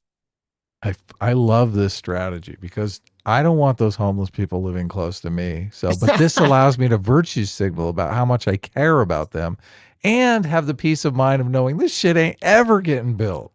Yes. This is I think a perfect scenario. It is so hilariously evil and stupid that the person who wrote this, or the people, there's a couple of this article, they're like, okay, how do we get like the left to not like this? Well, we're going to say that all these things just help Donald Trump and Elon Musk somehow. Yeah, exactly. Like, if you like Ezra Klein's book, then you're helping Donald Trump. They can't just come out and say, oh, this is going to damage my property value, right? I don't want to look at all these drug addicts moving into my neighborhood. They can't come out and say that, right? Right. They have to say, oh, why can't we build the best accommodations for them? This is the richest country in the world. Don't you care about these homeless people? Mm-hmm. Stream the issue when we're completely eliding the issue that is upstream from that, We're which not is completely eliding the issue. The whole fucking book, man, is about wrecking these zoning codes that allow rich people to keep it out of their areas. Okay, but if you can't build it in the first place because you can't make it affordable to build, which the people who build it will tell you, I think that I've actually found the set of arguments I've had in this really productive in a way. I don't disagree with you about power, but every time we talk about it specifically, you're like, yeah, that's a problem. But no, we actually have to solve the problem. Like if you want to make housing development by right, which I think you should do, so that rich communities can't stop it, and the affordable, like I live on a block with public housing right now. I believe there should be public housing mixed in everywhere, but you can't build it if Ezra Klein doing his part. I know. He's like, I'm so anti-NIMBYism. Listen. Make it a right. Please. Make housing a right, Please. Sam, you fucking piece of shit. Keep the Section 8 housing away from me. I don't give a fuck. I'm not here to virtue signal, okay? You move that stuff over to North Hollywood. If you cannot affordably build it, if you're going to, in Chicago, the mayor of Chicago sent out this tweet and he said, hey, look at all we're doing. We built 10,000 units of affordable housing for $11 billion. People are like, you did fucking what?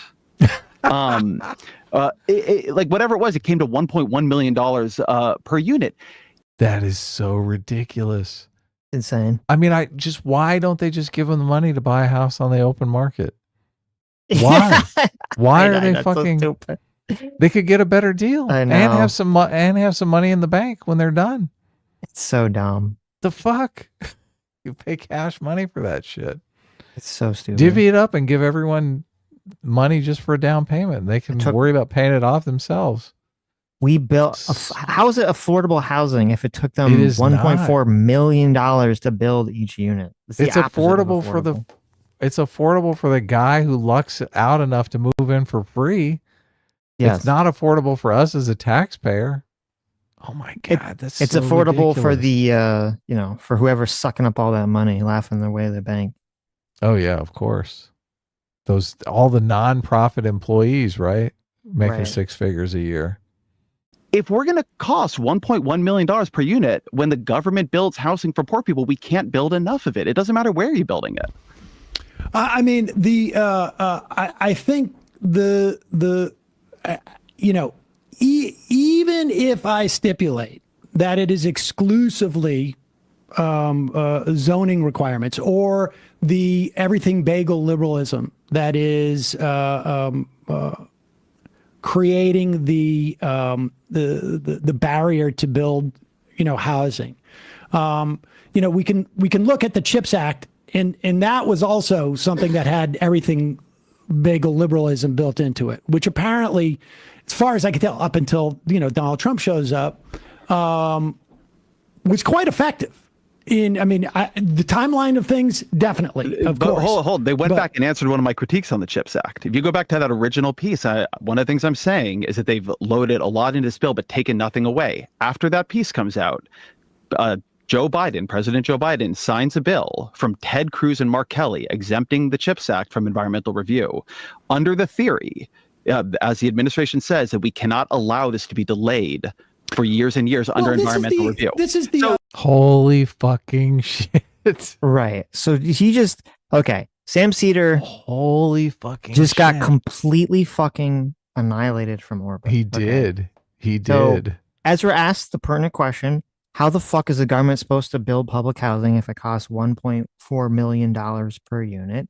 And then Right. Sam Seder's response to that is, well, even if I grant you all that, like he's going to sort of do a whataboutism. I'm going to grant you all that, but look at the CHIP Act. That worked, even though it had all these problems. And Ezra's like, well, actually, I fixed those problems by Yes. writing an article about it. And a bunch of Republicans and Democrats got together and they actually solved it, in a bill that Joe Biden signed, bitch. Yeah, they're like, we can't build these chip plants in 2 years if we're going to have some environmental impact statement that's Right. so onerous. We can't do anything. Right. So let's see. How do we think Sam's going to respond to this? He'd be like, oh, okay, maybe I was wrong about this. Let me He's think going to about whataboutism to something else. this. Okay. That's all he does is dodge and weave. You could think that's bad or good, but if you want to say the CHIPS Act is going smoothly and well, it's in part because they took the critique. Well, I think there are instances, and you talk about I-95, for instance, what Shapiro was able to do. Pennsylvania. The idea that, and my argument is, without that equity, you do get people living in apartments that are going to slowly kill them or give them asthma or higher asthma rates. Without that equity, you are going to destroy a neighborhood, and like we saw it in Worcester, and like with generational impact. See, if the person gets a place for free, we need to worry about it. But if it's somebody who buys their own condo next to the freeway, Sam's like, fuck them. They have money. Fuck them. They deserve to die. Right. So his answer is basically just to say, like, well, if you don't spend $1.4 million on each individual unit, like, they're all just going to die. It's such bullshit. It's such bullshit. But I also think, as a political matter, it is extremely difficult, unless there is some type of buy-in from everybody, that there are circumstances that qualify as an emergency or an urgency that give you the political ability to do something like this. So, for instance, in the I-95. Okay, so he's just completely rambling. Like, Ezra is way too nice. He needs to really hold Sam's feet to the fire here and just keep pounding this question of how the fuck is the government supposed to build the housing for the poor people that you want them to build, Sam Seder, if it cost 4 times the cost of a private firm doing it. Okay, you need to answer this fucking question, Sam. He's never going to answer it. 5 thing, you cite that as an example of where this type of like power, sort of centralized power to bypass this stuff, is effective, and it was very effective in that moment. But if you contemplate like the constituents and constituencies who would be for it versus against it within, It's interesting that he says centralized power, like centralized power is the bad thing, but he's against markets, which are decentralized power.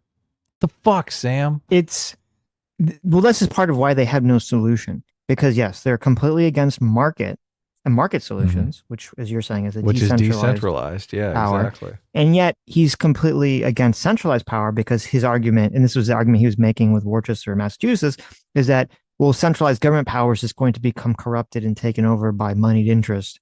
So is just as bad. And you go, okay, Yeah. well, what the fuck are you suggesting? Yeah. then, What Sam? is the solution then? It's one or the other. Come on. Maybe people who are like, I got a store on Route 1, and if 95, that bridge is down, I'm going to make a lot of money because people are going to drive by.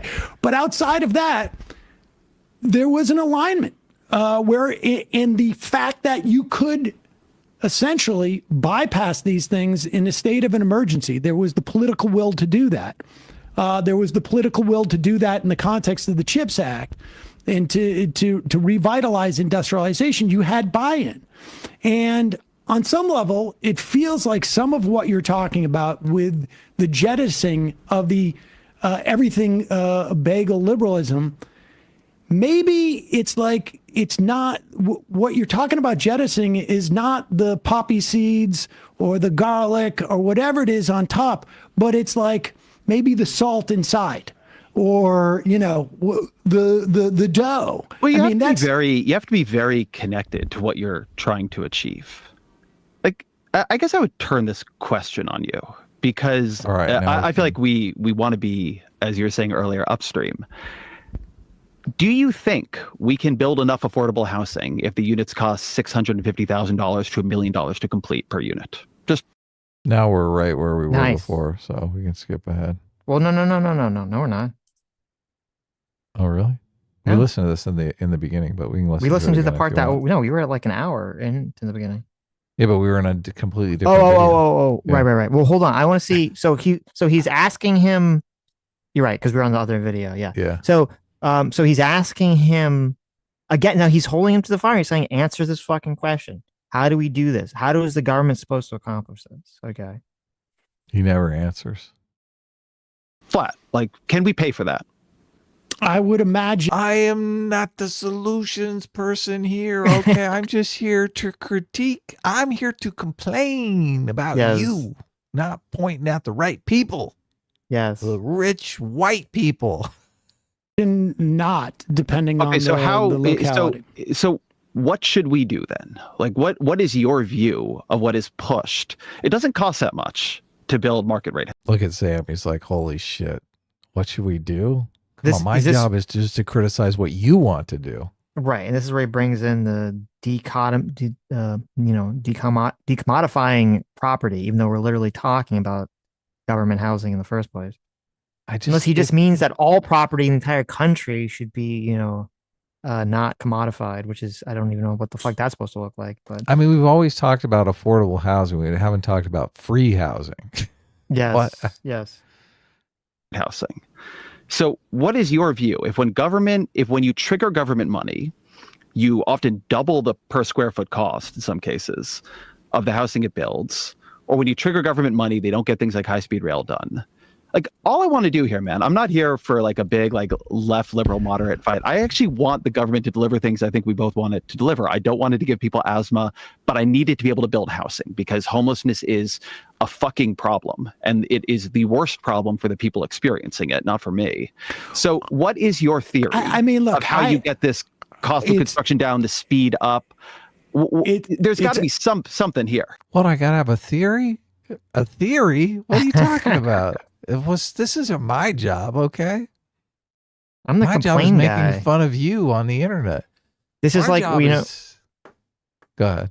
this is like the meme, like the socialist revolution comes and they like go to all the socialist podcasters like Hassan and Sam Seder, and they're like, okay, you guys What do gotta we work do the now? fields now. Yeah, you gotta go work in the factory now. They're like, but I'm the guy who shouts and critiques. What do you mean I gotta go work in the fields? Right. Dumbasses. Well, it's obviously localized, right? I mean, I have a sense of like in New York, You want to fast forward to where we were before? Or they are funding somebody else to build it that is already nonprofit housing. This is just like, it's not being done for profit. We are not in a commodified system. We know that housing costs more than the commodified housing costs to build. It is fine to say that it costs more. This is a totally reasonable interpretation. That is because wealthy landowners and wealthy corporations have colluded, maybe with other figures, on rules that have made it cost more. But which of these are you going to pull apart, right? This is the trade-offs that we are trying to force people to confront in abundance. You have to go into this thing and say, this is not working. I need to make it cheaper, faster, more achievable. Like when you can't make the corporation your villain, who what are you doing? Like how do you approach? Well, is that a question of making well, first off, I think as a political matter, making the corporations a villain is going to be far more, you're going to have a far broader support than making, environmental groups or people seeking equity in housing the villain. That's fine, but okay. But then I would say the actual problem here. Well, and then I would say the problem again is that we have so greatly commodified housing. There is such a profit incentive.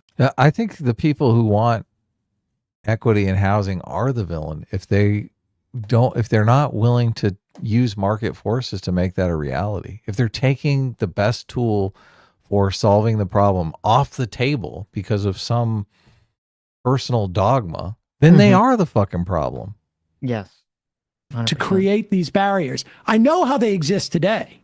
But the idea of unwinding it, you're just the whole book is about the idea that what was good intention 25 years ago, 40 years ago, has now brought us this problem.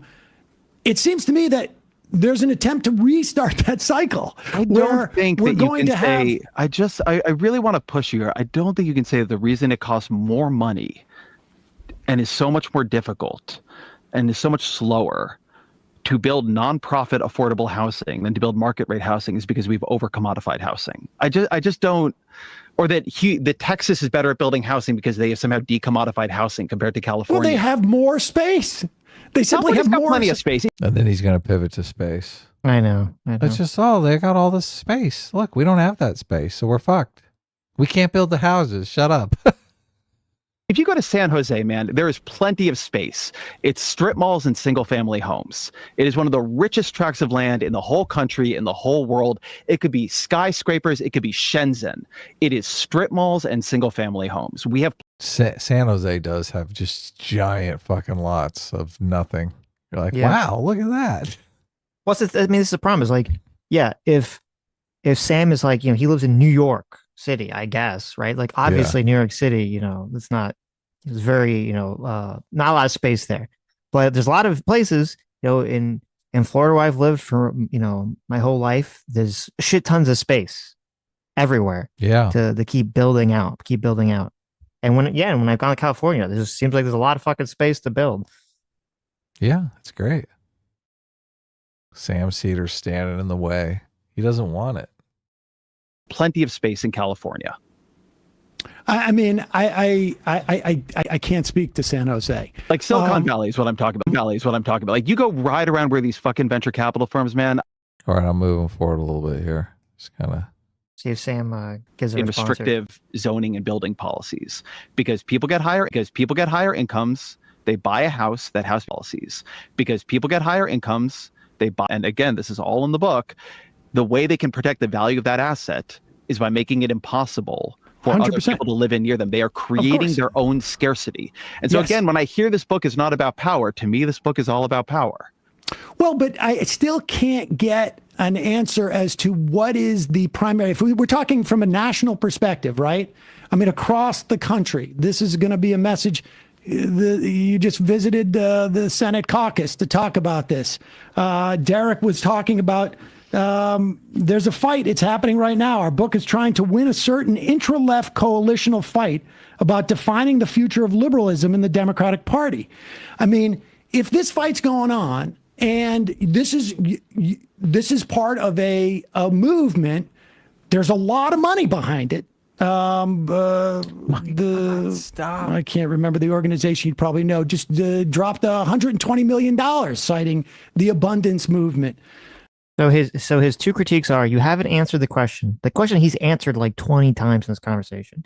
Okay, he's like, give me the tagline. The tagline is: there's way too many fucking regulations that is basically hamstringing and hand tying the government from being able to do jack shit. That's the tagline. Okay. Right. And Sam's like, well, that's not appropriate because you need to tell me that it's the right villains behind it. You can't dare attack the environmentalists or the homeowners or, someone that I on the left might, or the people that are, care about equity and all this other bullshit. Right. Yeah. And then that's the tactic number one. And the tactic number two is to say, there's a lot of rich people behind you. So obviously you're a moneyed interest yourself, so you're obviously a bad guy because money equals bad. Right. The money behind this. What is the? I know that there are granular problems in each of these different cities, but do you think if there is a villain, and I imagine that there's, a good movement always needs a villain. What is the villain? Is it just we have overly restrictive zoning? The villain is you, Sam. People like you. Yeah. You're the villain. And I think you and I probably actually everything- disagree that good movements are built on clear villains. But let me try to give you a good answer to this question. We didn't think the intra-left argument was with you. Just to be really blunt about it, I thought you, the neo-Brandeisians, etc. I don't know if I'm necessarily a neo-Brandeisian, but okay. You may not be, but they've been very critical of it. We thought the intra-left argument had to do much more with a debate that is very live. Again, it's a sort of New Deal, New Left divide to us between is the right future organizing government to organize the resources of society to create this kind of plentitude of housing, of energy, of infrastructure, these things that we want, of innovation, which is a big part of the book? Or is it more of a small is beautiful future? Is it more degrowth inflected? Is it more that we actually build too much already? Is it that there isn't enough meaning in things? In a weird way, Donald Trump has begun to really embody this other side when he comes out and he says, maybe the kids have too many dolls, right? You got 30 dolls, maybe you only need 2. You got 30 pencils, maybe you only need 5. So our view was not that the sort of fight that was live here was with people who worry about corporate power. It's that if you come from the places I come from, or frankly that you live in now and I live in now, you see a lot of Democrats who show up at the planning meeting and don't want any affordable housing because they don't want it to change their housing values. Yeah, you see a lot of people using all sorts of tools of delay in all sorts of directions to stop things from happening. And to us, like I think one of the really profound fights is, do you think delay as a omnipresent tool of governance is a virtue, or do you think speed is more of a virtue? And if you think speed is a virtue, as I do, I think we should deliver government services much faster. Then what sort of moves are you willing to make that true? I'm confused. You were surprised that your fight your fight was with the neo-Brandeisians. Who did you think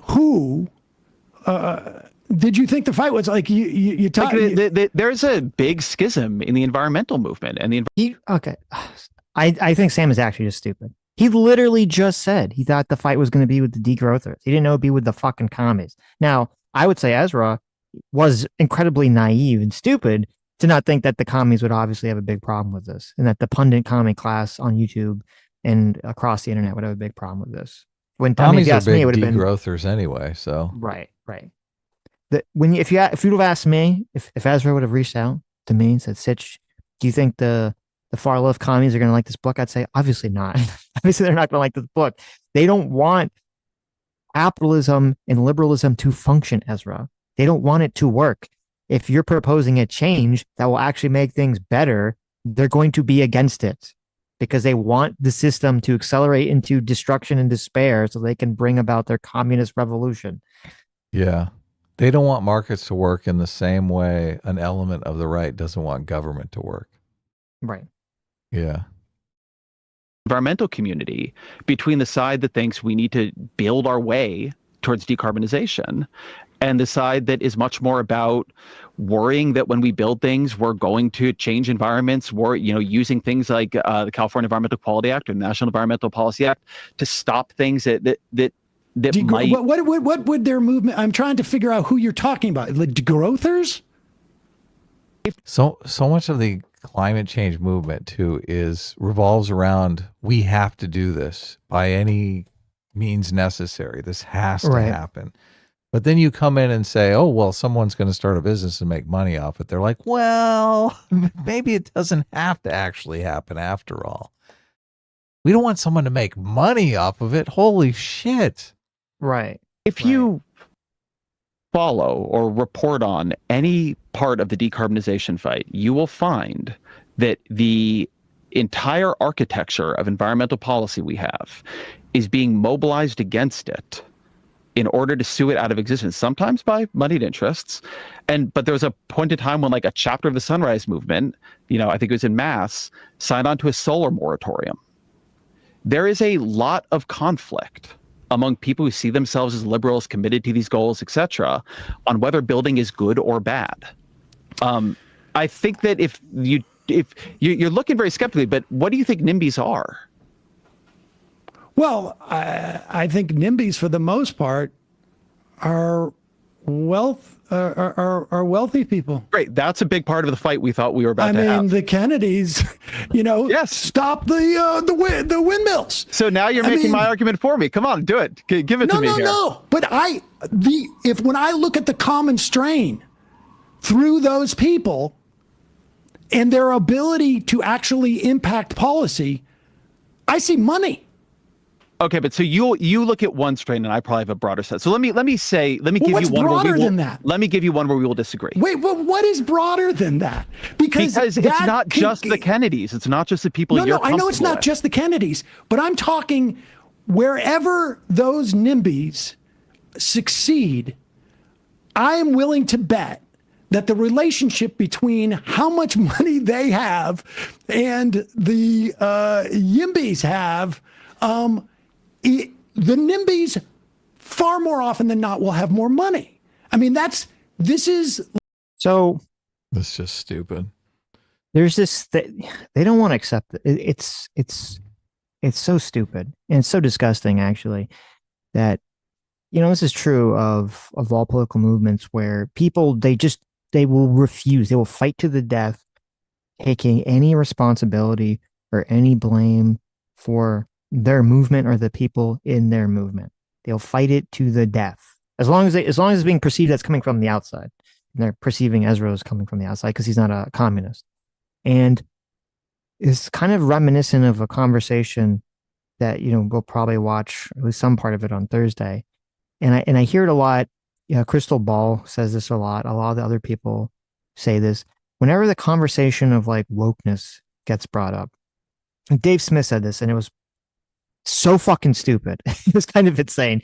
I mean, maybe that's sort of like, expected of Dave Smith nowadays, but like aligning on this idea that wokeness wasn't socialism because there was a bunch of, even though it's completely ideologically socialist, and that's where it all comes from, because there was a bunch of capitalist companies and they adopted it, yeah, right, and non-socialist politicians like Hillary Clinton and stuff who would adopt woke talking points for their own personal gain, whether it be to virtue signal or be to attack Bernie Sanders or whatever this other stuff's going on.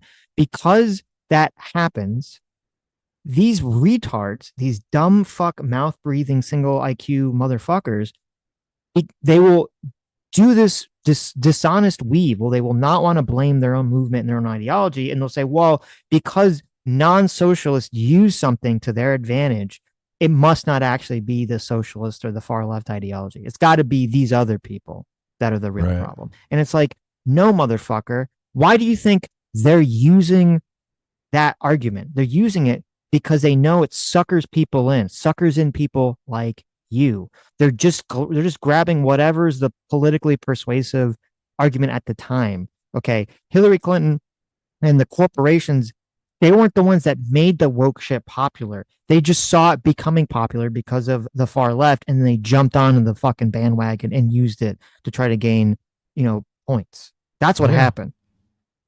So did corporate America, right? Yes, and he's making the same argument here, only with housing and property and shit. It's like, yes, there are going to be people that are not ideologically aligned that are going to use your shitty ideology for their advantage, Sam. Yes, that doesn't absolve your shitty ideology of being shitty. It doesn't.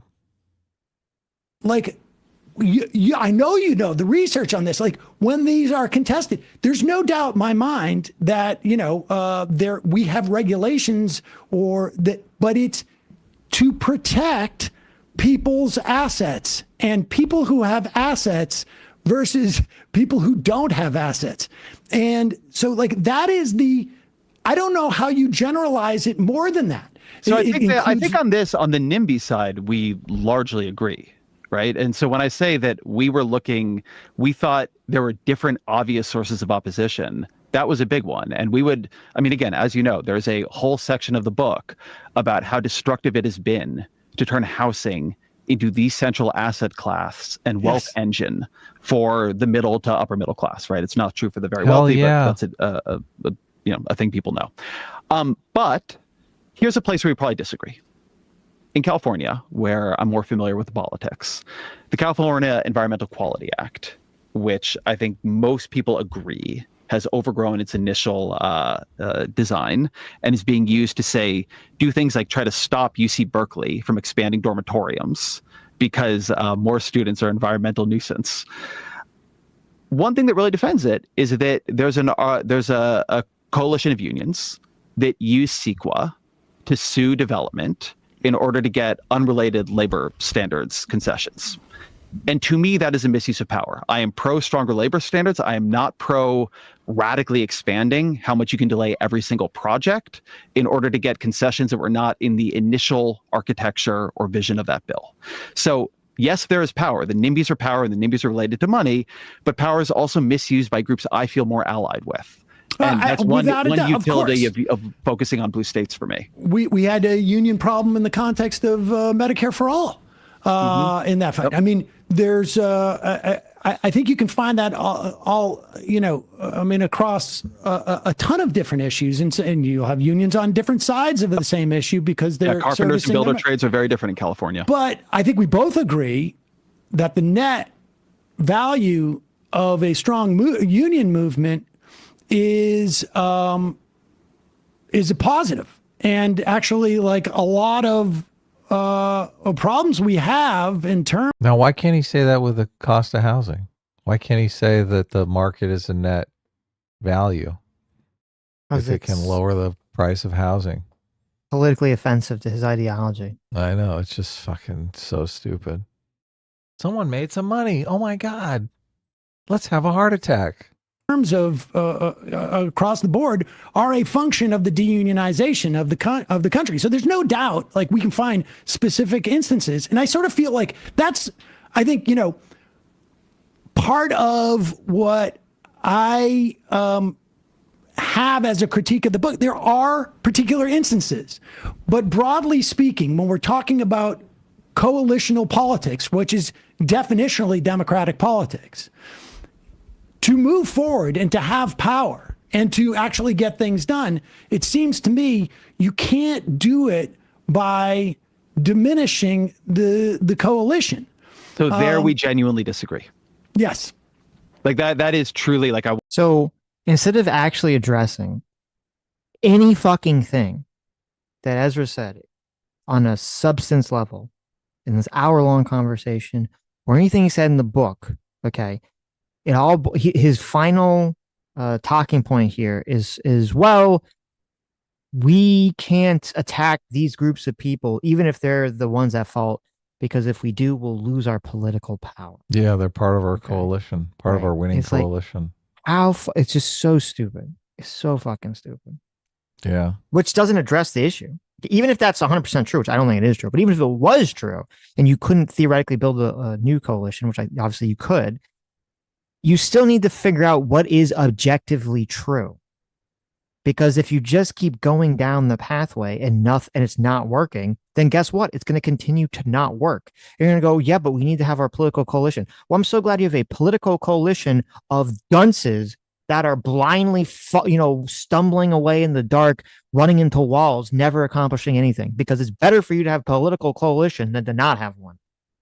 Yeah, they've got a lock on California. They basically own the state, but their policies are destroying it, right? Yes, exactly. 100%.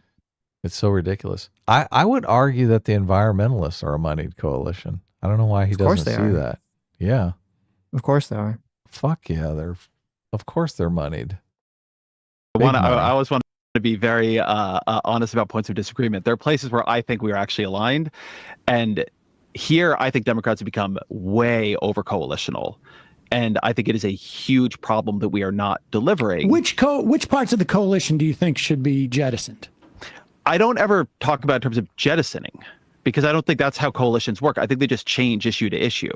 But I do not think we should have such a level of proceduralism that forces this many giveaways to this many interests in every process. And again, to use an example where I think we would probably be Can you more be specific about the interests? Are there interests that go across the board?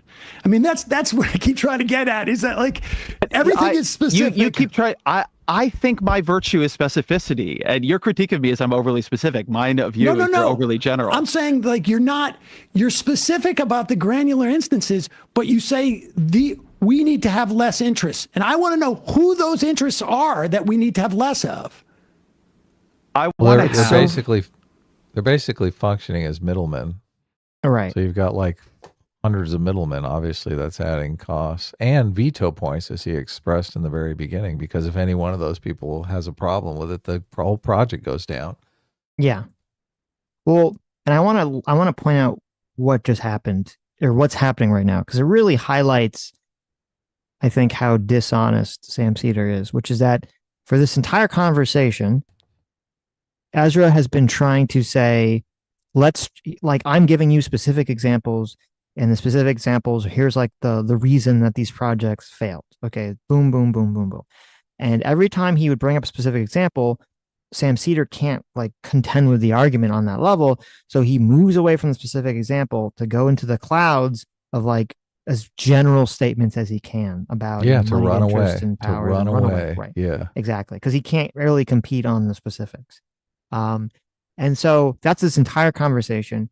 And then at the end, when to me it's pretty clear that Ezra doesn't want to, for his own, political purposes or for his own pragmatic purposes, but I don't necessarily agree with, but this is what he's doing. He doesn't want to necessarily call out some specific group and be like, all these fucking wokies are the problem, all these environmentalists are the problem, or blah, blah, blah, blah. Because he doesn't want to specifically start calling out people to make some very specific and make a clip that will be used, to create political enemies. He's like, well, I don't want to talk about it in this level. And Sam, realizing this, is now pressuring him because he wants to generate that clip. He wants to be able to drive the wedge between Ezra and, whatever other movement on the left is. Yeah, for his own profit. For his own profit and his own ideological bias. And that's why he's been he's smiling about all this stuff. Yeah, he wants to bring the whole project down. Right. Yeah, now he wants to be so hyper specific, right? He's like, give me the names. Give me the names. Name those names. Let me go back to the Medicare example for a minute, because you brought that up and I think it's a good one. We passed Medicare, sent out those cards in a year. When the Biden administration did two things I think we both probably liked, which is prescription drug negotiations and limiting out-of-pocket lifetime caps, or having lifetime caps for out-of-pocket costs. It took them 3 to 4 years to move it through a regulatory process that we have expanded with things like notice and comment periods and more opportunities for judicial review that can be utilized by, in this case, pharmaceutical companies, but others as well, to kind of slow everything down and force a lot of concession. I want to break that process and make it much more under agency discretion, what they do, and make it harder to challenge. Look at that. He wants to take the power away from the moneyed interest, Sam. You should be totally in favor of that, right? Yeah, you think. That case, that's going to hurt pharmaceutical companies, right? So I think that you and I would like it. In the California housing case, I want to make housing construction much closer to by right. Right? I want you to have the right to build the housing you want to build, assuming it conforms to basic standards. This is what we've done in California for ADUs. It worked really, really well. A lot of people will be mad about that. NIMBYs, certain unions, etc. I would like to make it easier to build modular housing. Again, different people will be mad at that. I don't have one answer for you on who I'm trying to screw over, because I'm not trying to screw anybody over.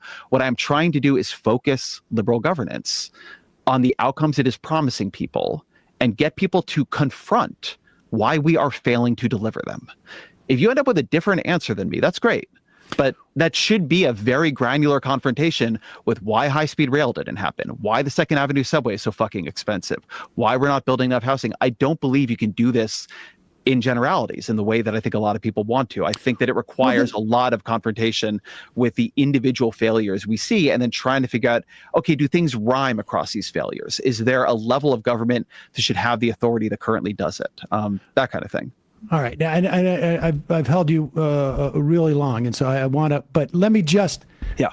So what is then the political, like, what do we organize around as a political movement if it is in these various instances, people are going to get situationally marginalized in the process, right? I mean, or however gently you want to say, your interests here, we're going to ignore in these specific cases. What is the political message that's going to resonate and get these different factions of the Democratic Party on board with this as a broad message? I think every national politician who succeeds tends to be reformist and highly critical of the era of their party that came right before them. Bill Clinton was very critical of the Democratic Party preceding him, sort of New Democrat, etc. Barack Obama was extremely critical of both the way money acted in politics prior to him. You might disagree about his actual administration, and then the Iraq War. Donald Trump was extremely critical of the pre-Donald Trump Republican Party. I think being honest with people that you have noticed the same failures on your side that they have is a very potent politics. Now, I am not a politician. I don't have to win elections. I have a freedom to say things that I think are true, that maybe Pete Buttigieg and Wes Moore and Gretchen Whitmer and whoever don't. So I don't necessarily come here telling you I know how to win elections. I don't think you should believe me or really anybody else who doesn't routinely win elections if they tell you that. But the idea that pointing out, yeah, we fucked up. Yeah, things are moving too slow. Yeah, you don't feel the government is spending your money well. I thought it was incredibly telling that when the New York Times polled this just a couple weeks ago, what you found when you polled people, like, is government inefficient? Plus 18. Is Doge a good idea? Plus 6. Is Doge doing a good job? Minus some significant number. Is Elon Musk doing a good job? Like minus 18 or 20. People believe, often correctly, that government doesn't deliver for them, that it's not spending their money well, that they're not getting what they want out of it. And I think going to them in the first order and saying, yeah, I am going to be relentlessly focused on making sure the roads I promised to fix for you actually get fucking fixed this time. We are actually going to build. We learned something about California high-speed rail, and the next time we do one of these big projects, here's what we learned, and here's how we are going to make it work. I could be wrong. I think it's a potent politics. Which of the three Democratic presidencies that we've lived under would you rate the highest in terms of your policy set, in terms of accomplishing them? Obama, but there's things you need to learn from that one too. And that's a function of the ACA? Function of the ACA, I think they got a lot done that was very valuable, but I will always say that part of my thinking goes back to that era, because you go back to the 2009 stimulus bill, and what does it promise? Whether it's big headline projects that are going to be the reinvestment side, it's high-speed rail, it's a national set of interoperable health records, and it's a national smart grid, and we are 0 for 3.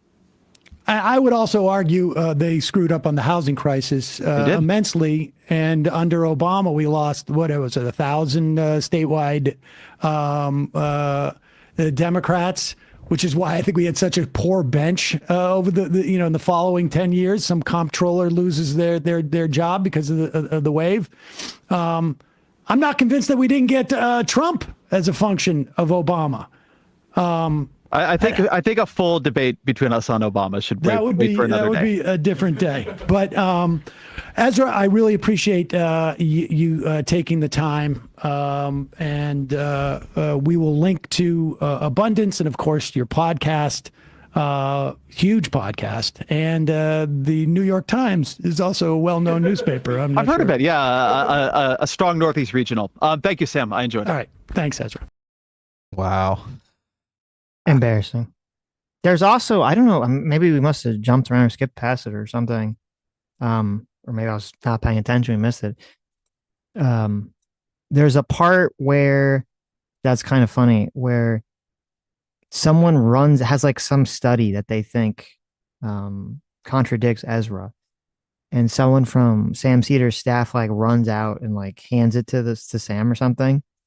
And you can tell like he hasn't read the study. He just like someone handed him an article. Probably he had an article about study. He wasn't studying. And he's like reading some part of the study or some part of the article talking about the study. And then Ezra apparently has read the study and knows all about it. And he's like, oh, there's like a lot of controversy with that study. And Sam just immediately like throws it away. And he was like, oh, okay, well, whatever, we'll move on. It's like He's just trying to do a gotcha. I know, it's so stupid. It's so fucking dumb. I would love if we could actually solve some of these problems. It would be nice. Wouldn't would it be nice. great? Wouldn't it be Yes. great if young people could look forward to actually owning a home someday? Yes. It would be super Starting nice. a family, Mm-hmm. not driving for Uber Eats until they're 30. Mm-hmm. That'd be a great That'd be world to great. live in.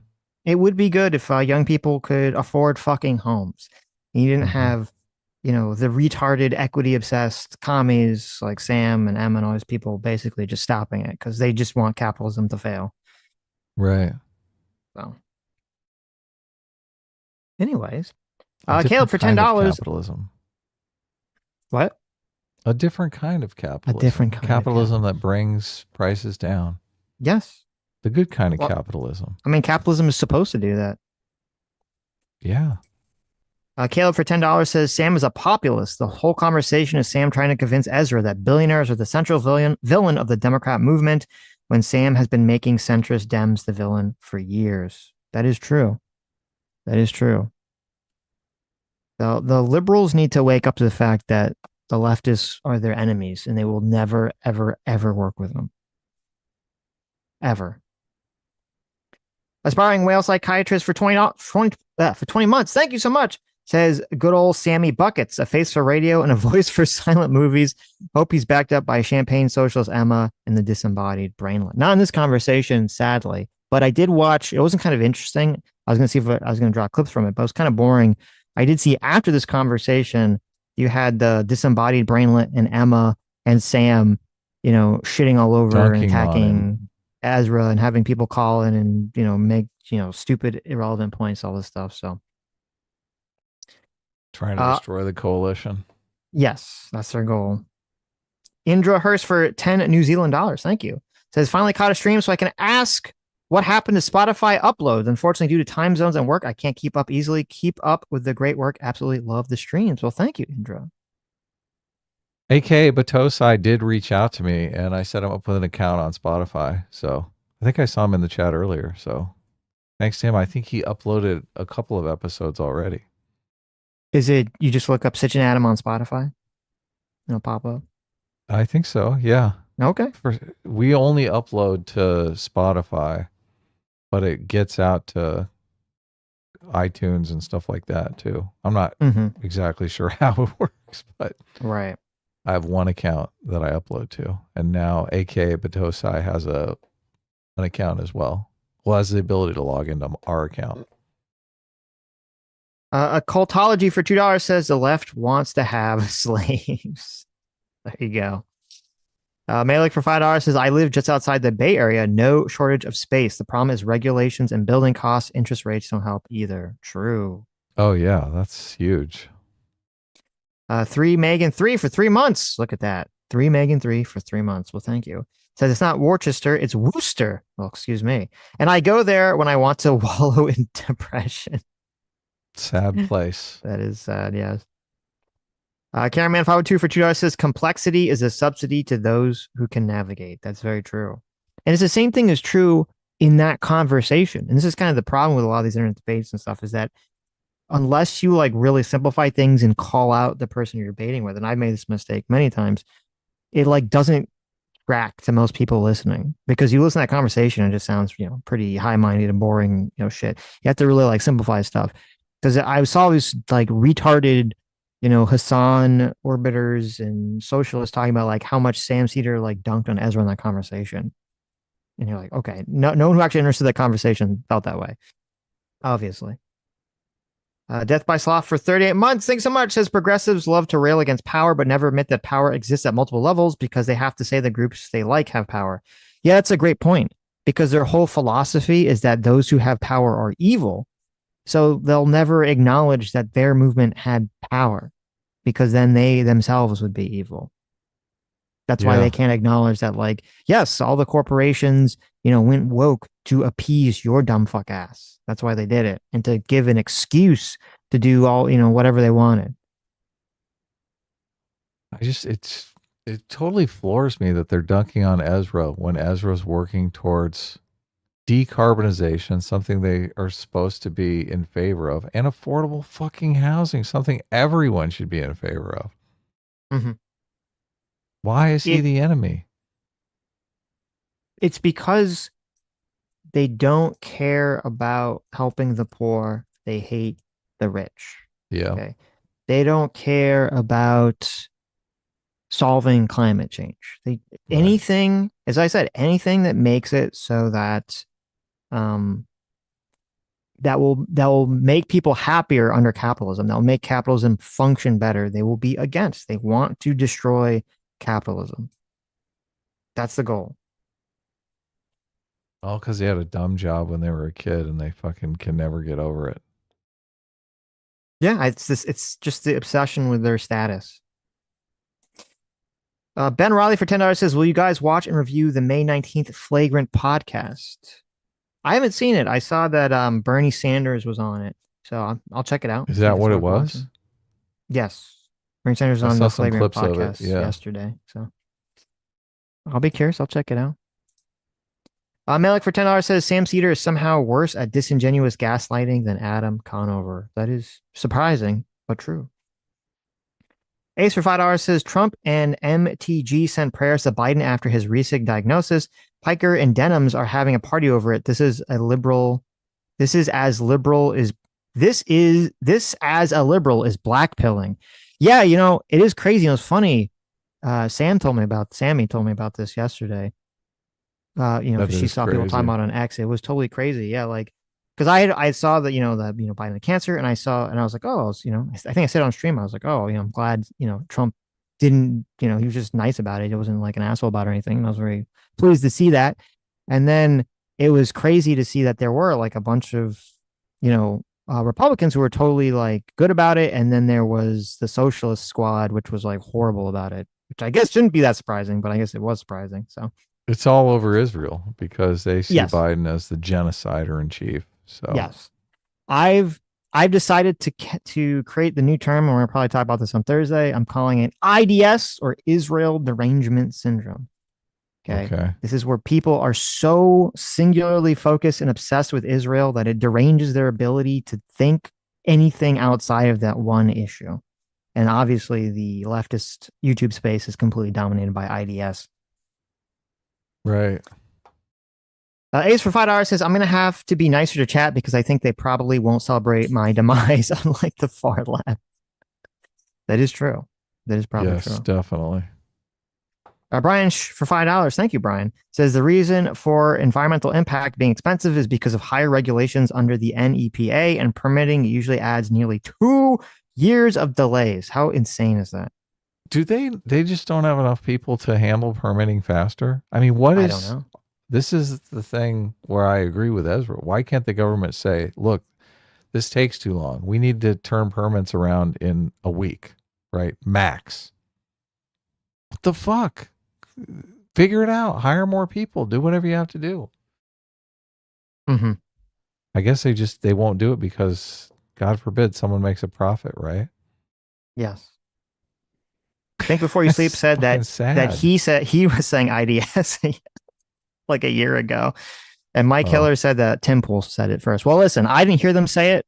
I didn't hear either of you guys say it. So I'm going to say that I made it up. Okay. That's how it works. Brian for $10 says, dumb lefty ideas like environmental justice and fair housing restricts where they can build and increase the cost to build because they are worried about people getting sick. True. And thank you, Brian, for another $10 says, but Sam is comparing them to richer people rather than comparing the people taking up public housing versus them being homeless. Pretty sure they're better off in the public housing. Yeah, that's exactly the whole thing. They just refuse. It's they let perfect be the enemy of the good because they don't want the system to actually function.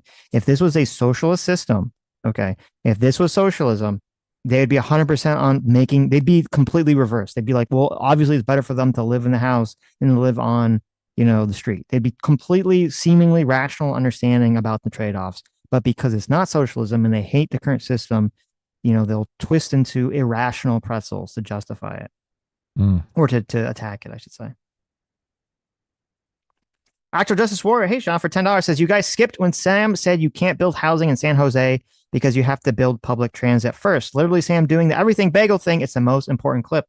I'm going to blame Adam for that, for skipping that part. That's okay. I did notice we skipped that part. But yes, that was a very important part of the conversation is Ezra talks about, trying to build the public housing, and Sam's instinct immediately is to be like, well, where's the, how are we going to have public transportation? How are we going to, how are we going to fix some other problem? And it's like, okay, this is why nothing ever gets done, because you're saying unless every little tiny fucking aspect of your agenda can be shoved into this, then nothing gets done. And it all just gets bogged down by special interests. Kumbimandra, thanks so much for the 150 Ps. Says, you guys saw Richard Wolff's interview on the Robinson podcast. There's a segment where he glazed Mao and implied that Taiwan is part of China. I did not see that. Of course he did. Of course he did. That is pretty terrible. Shouldn't be surprising, but yeah, of course, as you said, of course he did. Makes perfect sense, terrible. Right? Yes. Does anyone care about Richard Wolff anymore? I hope. I don't. Yeah. I mean, I'm not sure that I ever did, though. We covered him a few times. He's comedy gold. He is. And the fact he got annihilated by fucking Epstein in that conversation. Oh, yeah. Was pretty embarrassing. I love that Epstein's catching on here. It's very catchy. But the premier socialist scholar, can't debate an internet streamer about socialism appropriately. Sketch for 2 hours says one clip of him complaining about capitalism, talking about how the profit motive is, or any profit is basically your boss ripping you off. Oh, You can just see where all of his anger comes from. He thinks anybody who makes any money at all is ripping you off. Right. It's so sad. Imagine going through life like that, Sitch. Feeling that you're getting ripped off every time you buy something. That's why they're so fucking angry all the time. That's why they're so deranged. I'm so stoked that you can get shit. Yes. I think of all the killer shit that you can buy. Like, this is fucking amazing. I wish I had this technology when I was a kid. It's kind of interesting because you can really conceptualize the socialists as like being like low class honor culture obsessed people who just perceive every little thing as a slight against their honor. Yeah, totally. Yeah. Yeah. Boss hires you. Yeah. How dare he make money off of me? I know. Well, as I said, it's all status obsessed. How dare someone, because to me, it's like the way that you should think about it is like, yes, obviously the goal, I think, of societies, democratic societies, capitalist societies should be to say, okay, we understand that because of the 80-20 rule, and we just understand because of sort of the way nature works, that the more resources someone gains, the easier it becomes for that person or even an entity, if we're talking about animals or plants or whatever, to just keep gaining more and more resources. So we have to try to structure society that kind of prevents like the top from just vacuuming up everything, because that's what will happen, right? Right. And so that's where you kind of have regulations come in. You want to try to create competition. You want to break up monopolies. You want to do all these things to try to prevent that, right? So, but at the same time, there's people, the Sam Cedars of the world are just like, they're just against the natural inclination for hierarchies to function or exist. And you literally have to have functions. You literally have to have hierarchies exist. We cannot have a society without hierarchies. Okay. Mm-hmm. You're not going to go to the random person on the corner for medical advice. You're going to go to the doctor who spent his time going to school to get an education. And then on top of that, you're going to want to say like, okay, well, what doctor, was better on top of the competence hierarchy for, once they're out of school in terms of their practice, right? Yeah. It's within your self-interest to do that. You can't just be like, oh no, there's no hierarchy. Everyone's just equal now. But how dare that doctor make any money doing what they're doing? Right. I mean, that's just evil. Right. Well, you'll see. Listen, once we live in the post money Star Trek future society, and there's some other form of status that people are fighting over for hierarchy, there's going to be all these same fucking socialists complaining about that instead. Right. Because they came out at the bottom of the hierarchy. Because they're not high enough on the status hierarchy. I think it's super interesting, the exchange that takes place at the end of this show between Ezra Klein, because he does completely in your face. I work for New York Times. My podcast is bigger than Right. yours. Right. You're just a fucking schlep here on YouTube trying to make it work. Right. I am the establishment, Sam Seder. Go There you fuck go. yourself.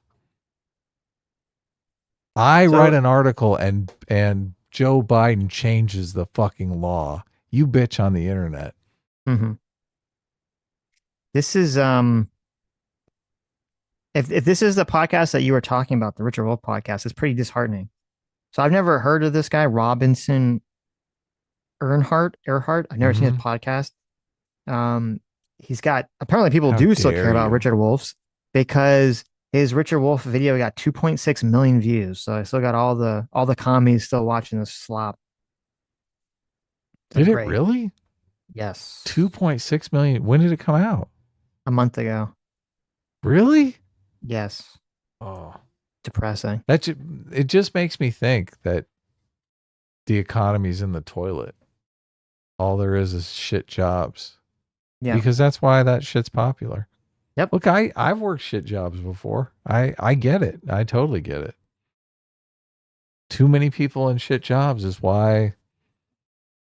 how communism gets a hold, how socialism gets a hold.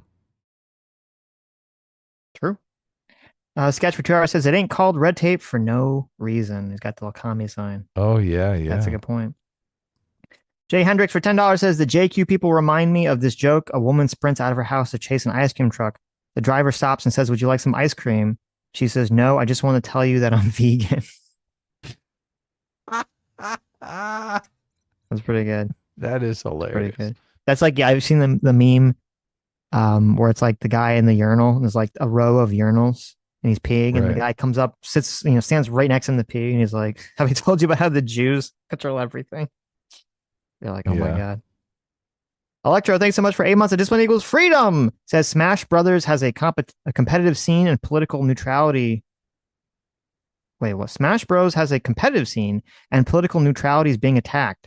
The player M2K said, "Can we not talk about politics and go back to playing the game?" And now they want to cancel him. Wow. Jesus. Gotta shoehorn that politics in there. You gotta. Yep. Nothing can be politically neutral. Okay. Politics is in everything. All right. Including Smash Brothers. Sam, look at that. Oh, you got more. Super. Never It's mind. Sam Seder for $2. Okay. It's the real Sam Seder, obviously.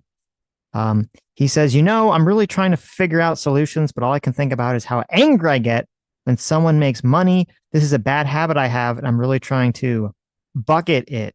Mm-hmm. Well, thank you, Sam. Yes. Dr. Diller for $2 says, Ezra, you silly man, Sam Seder doesn't want solutions. He wants socialism. True. Dr. Diller for another $3 says, Sam and I actually agree here. He wants people like himself to avoid capitalism and therefore be poor. I concur. I would also like these people to be poor and hopefully in debt forever. That would be nice. I doubt Sam Seder's in debt. I doubt it too. Solid for $2 says, we're coming up on the 5-year anniversary of George Floyd's death. And while I'm more right-leaning than both of you, I couldn't disagree more with your stance on the case. I don't want to put words in your mouth, but do you ... Do I what? I'm guessing there's going to be some kind of follow-up here. Mm-hmm. Really believe that someone putting their knee on another person's neck wouldn't kill them, or at least leave them brain dead. That is only the fentanyl. Call me out if you think this is a bad analogy, but that's like ... Well, while you're typing, I don't know what your analogy is. My position, I guess, just to be clear on the George Floyd case, is that I said when the state has the monopoly on violence. And so if a state officer or someone representing the state, which a police officer like Chauvin was, does something to a person that causes them harm or causes them to die, I do think that the state is responsible. And I do think the state And police officers have a much, in my opinion, I don't know if it's legally true, but I think should be legally true, that they have a much higher responsibility over the well-being of an individual, their safety, because they're literally taking your freedom away and controlling, your movements and restricting your movements. So I think the state should have a much higher responsibility in making sure people aren't injured or killed. That being said, I don't think for a second, or at least I should say, I don't think from the evidence that we saw in the case, I do not think that Derek Chauvin intended to kill or even really harm George Floyd. I don't think that was his intention to do that action. I think it was pure negligence. And I do think he should go to jail for some period of time for that negligence. He was negligent in having someone die. Now, I'm more inclined to believe that it wasn't the knee on his back. Now, maybe it contributed to some extent, but I'm more inclined to believe that it wasn't that killed him, that it was the large amount. I mean, he swallowed a large amount of fentanyl, if I recall correctly. Like a very large amount of fentanyl was in his system that he swallowed. So it seems to me that if you swallow a very large amount of fentanyl and you have COVID, that, you're probably going to have some health thing. So I don't know. Did the knee on his back contribute? Maybe contribute to some extent. Maybe he wouldn't have died. Maybe just been really injured otherwise. I don't know enough about the medical situation to comment on that. But again, as I said, I think it was negligent. I think he should go to jail for some amount of time. I don't think it was intentional murder or whatever the charge is that they hit him with. I think the charge they hit him with said something like he had to have like a depraved mind, which I don't think was the case. Yeah, I don't recall us ever covering this case in any detail or really going into it. I mean, we talked about it at the time, Yeah, but just really on a surface level. Mm-hmm. Nothing. I mean, I'm not sure why you're accusing us of having the position that it was a drug. It was just a drug overdose, and Derek Chauvin was completely innocent. We've never said that. Well, as I said, my position was, and I've even said this in the past, even if it was 100% a drug overdose, I do think it is a responsibility of police officers. If you're having a drug overdose, then police officers just watch you die as you're handcuffed. Negligent homicide. I think they're responsible. They should, because you're under their control, they do have some responsibility. So my argument about this was like, well, even if it was 100% the drugs, I mean, Derek Chauvin still has some responsibility there to check and to make sure that you're fucking not dying, which he didn't do. So that's what I kept saying, he should go to jail for some period of time. I just did not agree with it being, whatever the charge it was, and for, going to jail for his entire life. That was my only quibble. We talked in detail about the racism accusations because a lot of people on the left were going around and saying, oh, obviously this was racism. This is racist cops. We've talked about the statistics on people having run in with the officers, because people on the left believe it's like 10,000 black men are killed every year by police officers, when I think it's less than 1,000. And they're not innocent black men. They're often killed resisting arrest or fighting with police officers. Right. But we never sat down and poured over the toxicology report like they would on some right-wing channels, right? Yeah, I mean, we brought it up briefly, I think, but we never did like a whole breakdown. We've never been like, oh my God, George Floyd totally died of an overdose. Here, let's go through all the details. So I don't know why the super chat would assume that we have that position. Seems like we barely even talked about George Floyd. We talked about Kyle Rittenhouse more, which came out of the George Floyd situation. I mean, we talked about the fallout of George Floyd. Right. Yeah. But I know a lot of right-wing channels were completely obsessed with the toxicology reports. Right? Mm-hmm. Yeah. Well, I think it said, if you go back, I think my position was the exact same position I just said, was that, I think that the drugs are the primary cause of death, but that as a police officer, you are responsible if someone in your care is dying. Like, the way I look at it is if he had put his knee on his back and he noticed that he stopped breathing and he, took his knee off and immediately they tried to revive him or whatever, and George Floyd died, I would say that Chauvin had no culpability whatsoever from a criminal behavior, right? Because he's like, okay, he realized that someone was, dying or passing out or having some OD reaction, and they immediately respond. They're paying attention to the person's body to make sure they're okay, and they respond. And then if he dies, well, they did what they could. But obviously that's not what happened. They, Chauvin ignored him, even had the other officer tell him like, hey, maybe we should check him or something, put him in the recovery position. And I don't know, Chauvin just made the wrong decision, obviously, at the time. So for whatever reason. But when you're a police officer and you have someone's life in your hands, I mean, you got to take that shit seriously. Yeah. So the example Saul set for Char says, saying if it was a restaurant and I saw a guy choking on his food, and instead of giving him the Heimlich maneuver, I choke him out myself, do I get away with the murder? No, obviously not. Though I think there was some weird case. I don't remember what the result of it was. It was something like if someone's falling to their death and you fire a gun and it like hits them on the way down, are you responsible for murder? Right? Because they would have died anyway. And I don't remember what the answer to that question was from a legal perspective.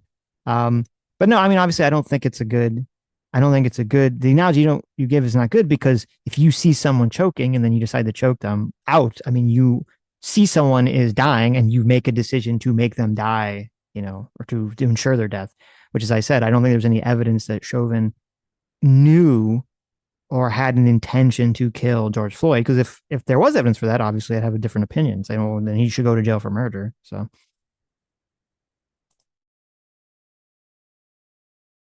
happy 5th anniversary. Straight ripping. That's terrible. Straight ripping. 93 for 2 hours says Sam Seder wants open borders and a welfare state utopia. That is true. Sketch for $5 says Smash Brothers tournaments are so overrun by lefties that even locals with 2 views on Twitch feature players' pronouns on their overlays now. Jesus fucking Christ. It is sad how like all these, so many different little like bubbles all get consumed with some sort of nonsense, cultural environment. So, very sad. They must destroy wokeness. Wokeness is not dead. Yet. Not even close. Yeah. I think a couple executive orders could take out wokeness. Ugh, you wish. Yeah, people really just got to get fed up with this shit in all these avenues, all these different little spaces. So say no, eat shit. And I think that's part of why Asthma Gold is so popular now, because people are getting tired of this shit. Yeah, it's great. Anyways, Hassan's been officially dethroned. Yes. There's All this. right. Well, I'll talk about it on Thursday. Anyways, thank you guys for coming. Thank you for your incredibly generous donations, and we'll see you all on Thursday. Take care, everyone.